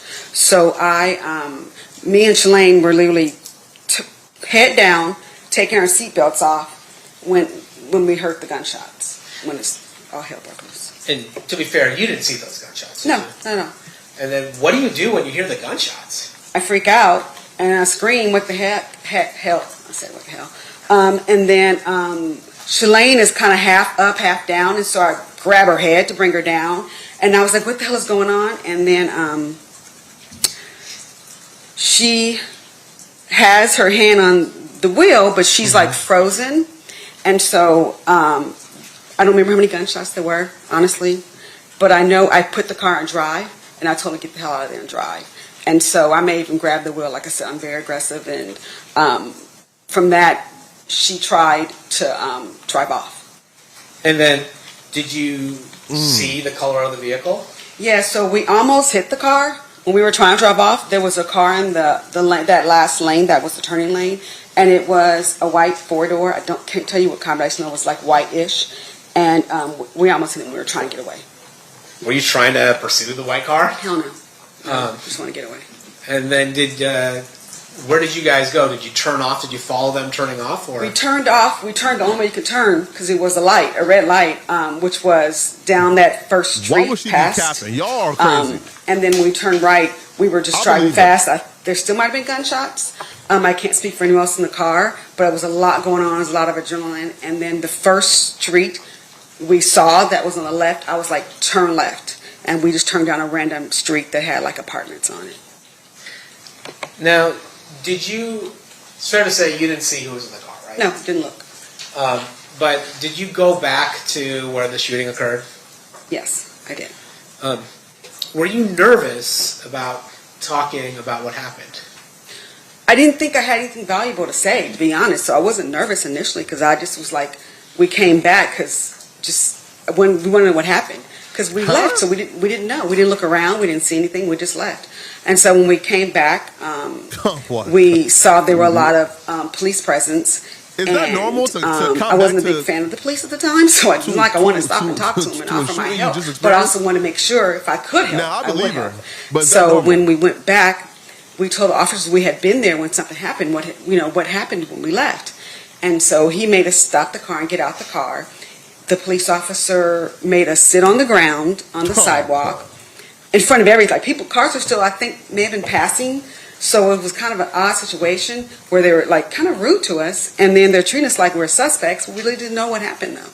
And so they said, well, we need you guys, you eyewitnesses, we need you guys to come downtown or in a van for you guys to come. That's and so dumb. Sit there. I kept asking a lot of questions, but no answers. Now, I noticed some of your friends aren't going to be here. Is there this fear about talking in this kind of case? Absolutely, yes. Why is that? Snitches get ditches. I'm saying, not the coolest, but yeah, talking to police is not a thing we do in our culture anywhere in LA. It's not a normal thing. So there was that, especially in the 90s and 80s. There was multiple reasons why, but I didn't see anything. So I was kind of limbo. I didn't see anything. I didn't think I'd be beneficial. And then I don't know. I was going to offer some assistance, what I could, because I may have had more memory back then. I may have heard the number of gunshots. I may have had more. But the police treat us so bad that I just we start shutting down because we're like, if someone did it, they could come by and sitting on the ground. They can see we're sitting here telling people, even though we're not saying anything. So this was a really bad situation. And is it fair to say that that was something that also would scare you, is that if somebody was seeing you talking? Absolutely. Objection, yeah. Honor, to leading. What's your response, Mr. Paul? I'm just following up on her question that she's going to lay the foundation to. I'll sustain if you could rephrase. Okay. Is it fair or unfair to say that you are concerned about people seeing you talking to police? Duh. Yes. All right. No further questions, please. Cross-examination, Mr. Sam. Thank you, Honor. Hi, Mr. Hi. Obviously, I would imagine you've never testified before about this particular situation. No, I've been in the grand What did a cross-examine? She didn't say shit. Okay, so you were at the grand jury. And with regards to your testimony, when you were in front of the grand jury, did you meet with the district attorney's office prior to giving that testimony to the grand jury? Not except outside the door when I got to the courthouse. Okay. I mean, the door of the grand jury. I see. And with regards to that testimony, did you review any documents, records, anything like that in preparation for your testimony in front of the grand jury? No. All right. Now, asking you again for today, did you review any documents in preparation for your testimony here in front of this jury? I looked at the grand jury testimony that I said, but other than that, no. Okay. Now, when this thing had occurred, I would imagine it would have been a very traumatic experience for you. Yes. And at some point you go back to LA. Yes. Is that a yes? Yes. That's all right. It's just for the record. When you go back to LA, did you ever just sort of keep on top of it, like in terms of like articles that would come out in magazines, anything like that at all? No, we didn't talk about that night for decades. We just didn't talk about it. Okay. Now, did you ever at any point capture what you had remembered in a journal or anything like that? I did a documentary, a couple of documentaries. Yes, years, like 20 years later. On this case, why? And in preparation for those documentaries, what did you use to refresh your recollection back then? Talk to my girlfriend. I mean, more talk and try to remember pieces that I could. Right. Okay. And your girlfriend was also present in the Sebring when it happened? Yes, as well? she was driving. I see. That is right. Now, just to describe us a little bit that night, you're driving in a convertible Sebring. Yes. And I'd assume that the top was probably down. The top was down. Yes. Okay. And the weather that night, was it raining? No. Can you describe for the jury what the weather was like that night? It was Vegas in September. It probably, I'd be guessing, but I know what it wasn't. It wasn't raining. It could have been a cloud in the sky, but I wouldn't remember that. Was I it know cold? it wasn't bad. Yeah. No, I didn't. We didn't have any jackets. We had designer clothes. That's why I was mad. I had to sit on the curb.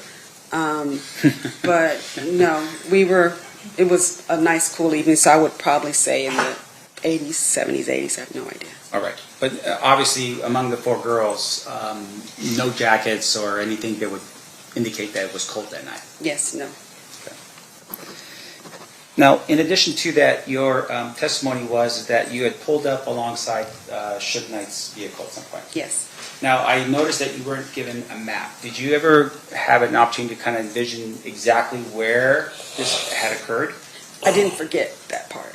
Okay. If I were to show you a map, would you be able to point out for Yes. us exactly? Much as I can. Yes, absolutely. Sure. Okay, that's risky. That's risky. I think they're gonna discredit her because she might not be able to remember how how the map is in '96, right? Because the white guy and he stated, "Bro, I can't remember the map from '96," and things have drastically changed from '96 to now. And just for the record, I'm showing you State's Exhibit Number 1. It's just an overview of Las Vegas. Yeah. Does that help you at all? No, not really. But I see the streets. It's what I thought. I'm assuming the red dot is Vegas Boulevard. And when you say red dot, there's a mouse that's right there in front of you. You can use that to sort of move that mouse over to where. No, that doesn't do that.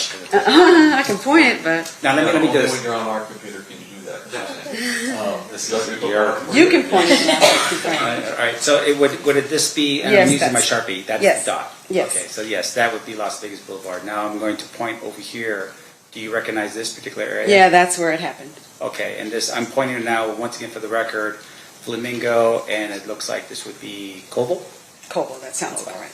Now, you were describing for us a little bit about where the cars were. If I were to give you a piece of paper, can you draw for us just a little bit better so we can have a better view? And I can try. Okay. You want me to approach? Yes, you may. Yo, this is a trick, yo. Right, because you're bound to make a mistake. This is 30 years later. How do you accurately depict where the cars were 30 years And later? what am I drawing exactly again? If you can draw for us where, on that night, where Koval was. This is a bad mistake.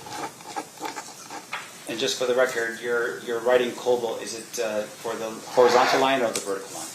It is the horizontal line. Okay.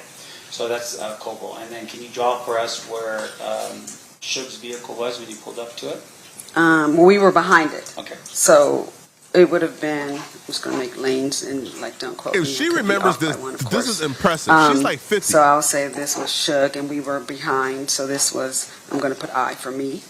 And then we moved and went right here. So this is where we end up parking. I'm not parking, but stopping at the red light. That's fine. And just for the record, you have made a mark that looks like an S, and I would assume that would be for Suge's vehicle. Yes. And then there's another I, it looks like right there, and that would be for your vehicle. Yes. And then you have an arrow pointing to the next lane over where the I is now at. Yes, that's where it ended. Okay, great. And then when the shots, when you're I guess, trying to change seats. Can you tell us where you were at that particular point? You mean in the car? Well, not in the car, but where the car was. It was here when the shots happened. Okay. And when we were trying to flee, we were trying to get in this lane to go around to get the turn. I see. And that's what we ended up doing eventually. I see. So when the shots were fired, you were still in that eye. The eye, yes. And then you pulled off onto Coble. Yes. Okay. Now this area right here, what is this? What street is that? What do you mean? This Flamingo? No, is this Flamingo, I'm assuming?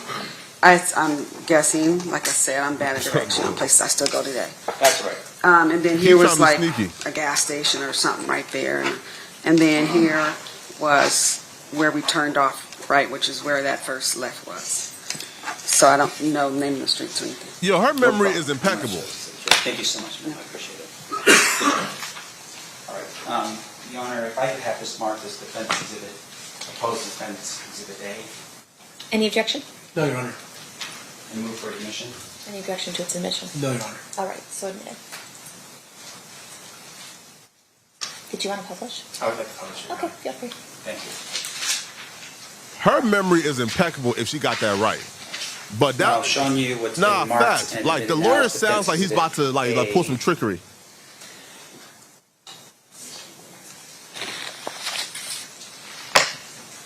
All right, and I will just explain this for the jury again. So where you have Coble is actually the street Coble. Is that right? Yes. And you have Flamingo, which would be the other street that's going vertical down the Defense Exhibit A. Yes. And then on the corner, it would be one of the corners. There's a gas station. Yes. Now over Bro, here, I this pray S, she that knows, would Mike. be I what pray. You would call I a Suge pray Knight she vehicle. knows. I pray. Yes. And you were directly behind that vehicle at some point. Yes. And you pulled up, and that's the arrow pointing up to the next lane over, and that's where you were at, right next to Suge's vehicle. In front of, not next to. That's why it's a little above. I see. So you're slightly in front of Suge's vehicle. Was there another vehicle over here in front of Suge's vehicle? I'm assuming yes, because we weren't at the front of the line. So yes, maybe two. I see. Maybe two vehicles, but presuming that there would be at least a vehicle in front of Suge's vehicle. At least two, I'd say, because there was one in front of me. Okay. And then this lane over here is what lane is that? That's the a small lane that you can turn off. Turning lane? Yeah, it didn't say, but yes. Yeah. And so at some point when the shots were ringing out, you just immediately just gassed the car and made a right-hand turn on Coble. Yeah, into the turning lane. Okay. And your testimony here right now, for instance, is that the top was down, but you didn't see... No, Yeah. I was looking down because I was initiating changing my seat. So I would thank God I was all face down. Okay. And when you pulled off and you made that right-hand turn, did anyone shoot at you? Probably. I honestly don't know. There was a lot of gunshots. Sure. Did any, after the event had occurred, did you ever observe any bullet holes in your vehicle? There was no bullet holes in my vehicle. Was there any shattered windshield as a result of anything No. happening on the scene? No. Okay. And then with regards to where you were at, when your testimony was that you were talking to Suge. Suge was saying, "Hey, come to 662." Is that what was happening? Yes. And during that time period, you said, and I want to make sure I'm clear, that while there was a conversation about going over to Suge's place, but it seemed like everyone was sort of talking. Like it was like the girls in the back seat maybe were having a conversation or something like that. Is that- No. Lauren was the only one talking to Shook because she's the only one who knew him. I see. So nobody, we were just like, oh, okay, looking like, because it wasn't our conversation. Right. And when that was happening, did any of your people in your vehicle yell out, Tupac, Tupac, anything No, like that? absolutely not. Oh my gosh, it's Tupac. No. Okay. Now, during that time period, as you're over here behind Suge's vehicle or next to it, Sorry, guys, pay attention. The reason why that's important is because Keefe D says they were screaming Tupac, Tupac when they pulled up. They're trying to prove that Keefe D was lying about everything, so hence he's lying about shooting. He's lying about killing Pac. you ever see, can you describe for me what Tupac was doing in the vehicle? When we pulled up on the side of him and she was talking to Suge, he was relaxed, like sitting in the chair, sitting in the passenger seat, And Suge was relaxed talking to Lauren. Nothing, like there was no engagement. Okay, so as you're sitting there and you pull up, Tupac was not hanging out the window and doing something out of the window. Absolutely not, no. Okay. His torso was not sitting on top of the window yelling to his fans, Tupac, Tupac. No, there was no fans around. They were just driving in the car listening to music like we were. All right. And during that time period, when you were here during this time period, there's a red light. Yes. Preventing you from moving forward. And once again, going back to Defense Exhibit A, there's no green light allowing traffic to move in the direction of Coble. No. Okay, so everyone was stopped at that particular point. Everyone was stopped.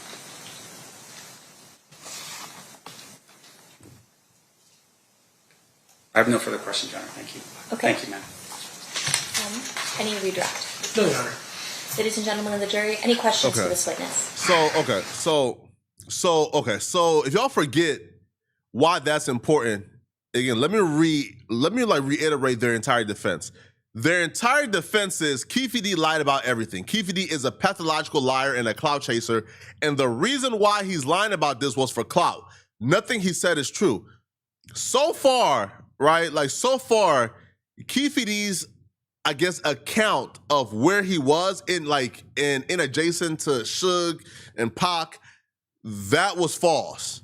How many lanes he said was there was false, right? The women screaming, Tupac, Tupac, that was false. So the reason why they brought up those two witnesses was to prove, well, so Keefe D's account and reiteration of where exactly Tupac was, the lane, and where they was in adjacent to Pac to be able to kill Pac, that was false. The eyewitnesses screaming Tupac, that was false. So now I don't know if that's enough, right?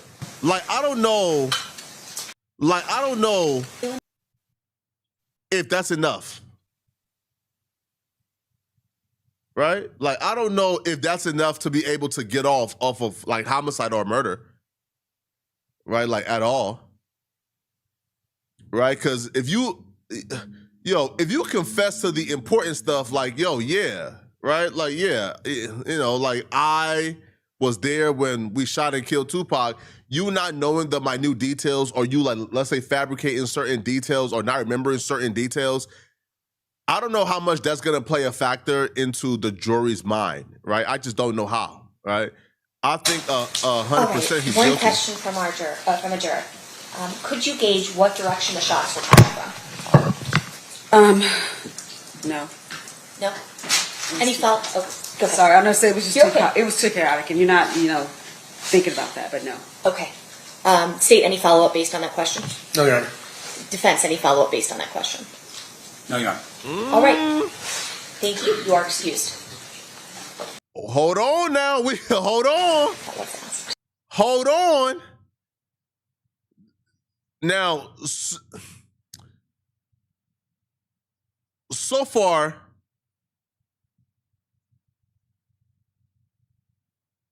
okay. So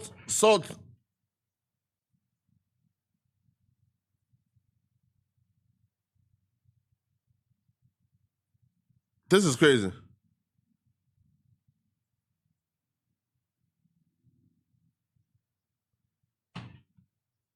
So that everybody has enough time to get everything done over the lunch break. We'll see you guys back at that time. Please rise to the jury. Perfect. So the lunch break is 1 hour and 15 minutes because it's 12 p.m. right now in LA. The lunch break is 1 hour and 15 minutes.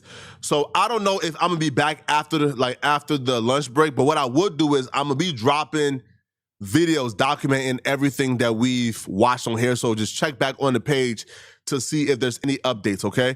So, folks, the lunch break is 1 hour and 15 minutes. We can't stay for 1 hour and 15 minutes and see nothing, right? Right? Because, so we'll have to end the live stream here, and we'll be back. Well, if we're not back on stream after the lunch break, I'll be doing videos documenting what took place today in court, okay? All right, man. Peace.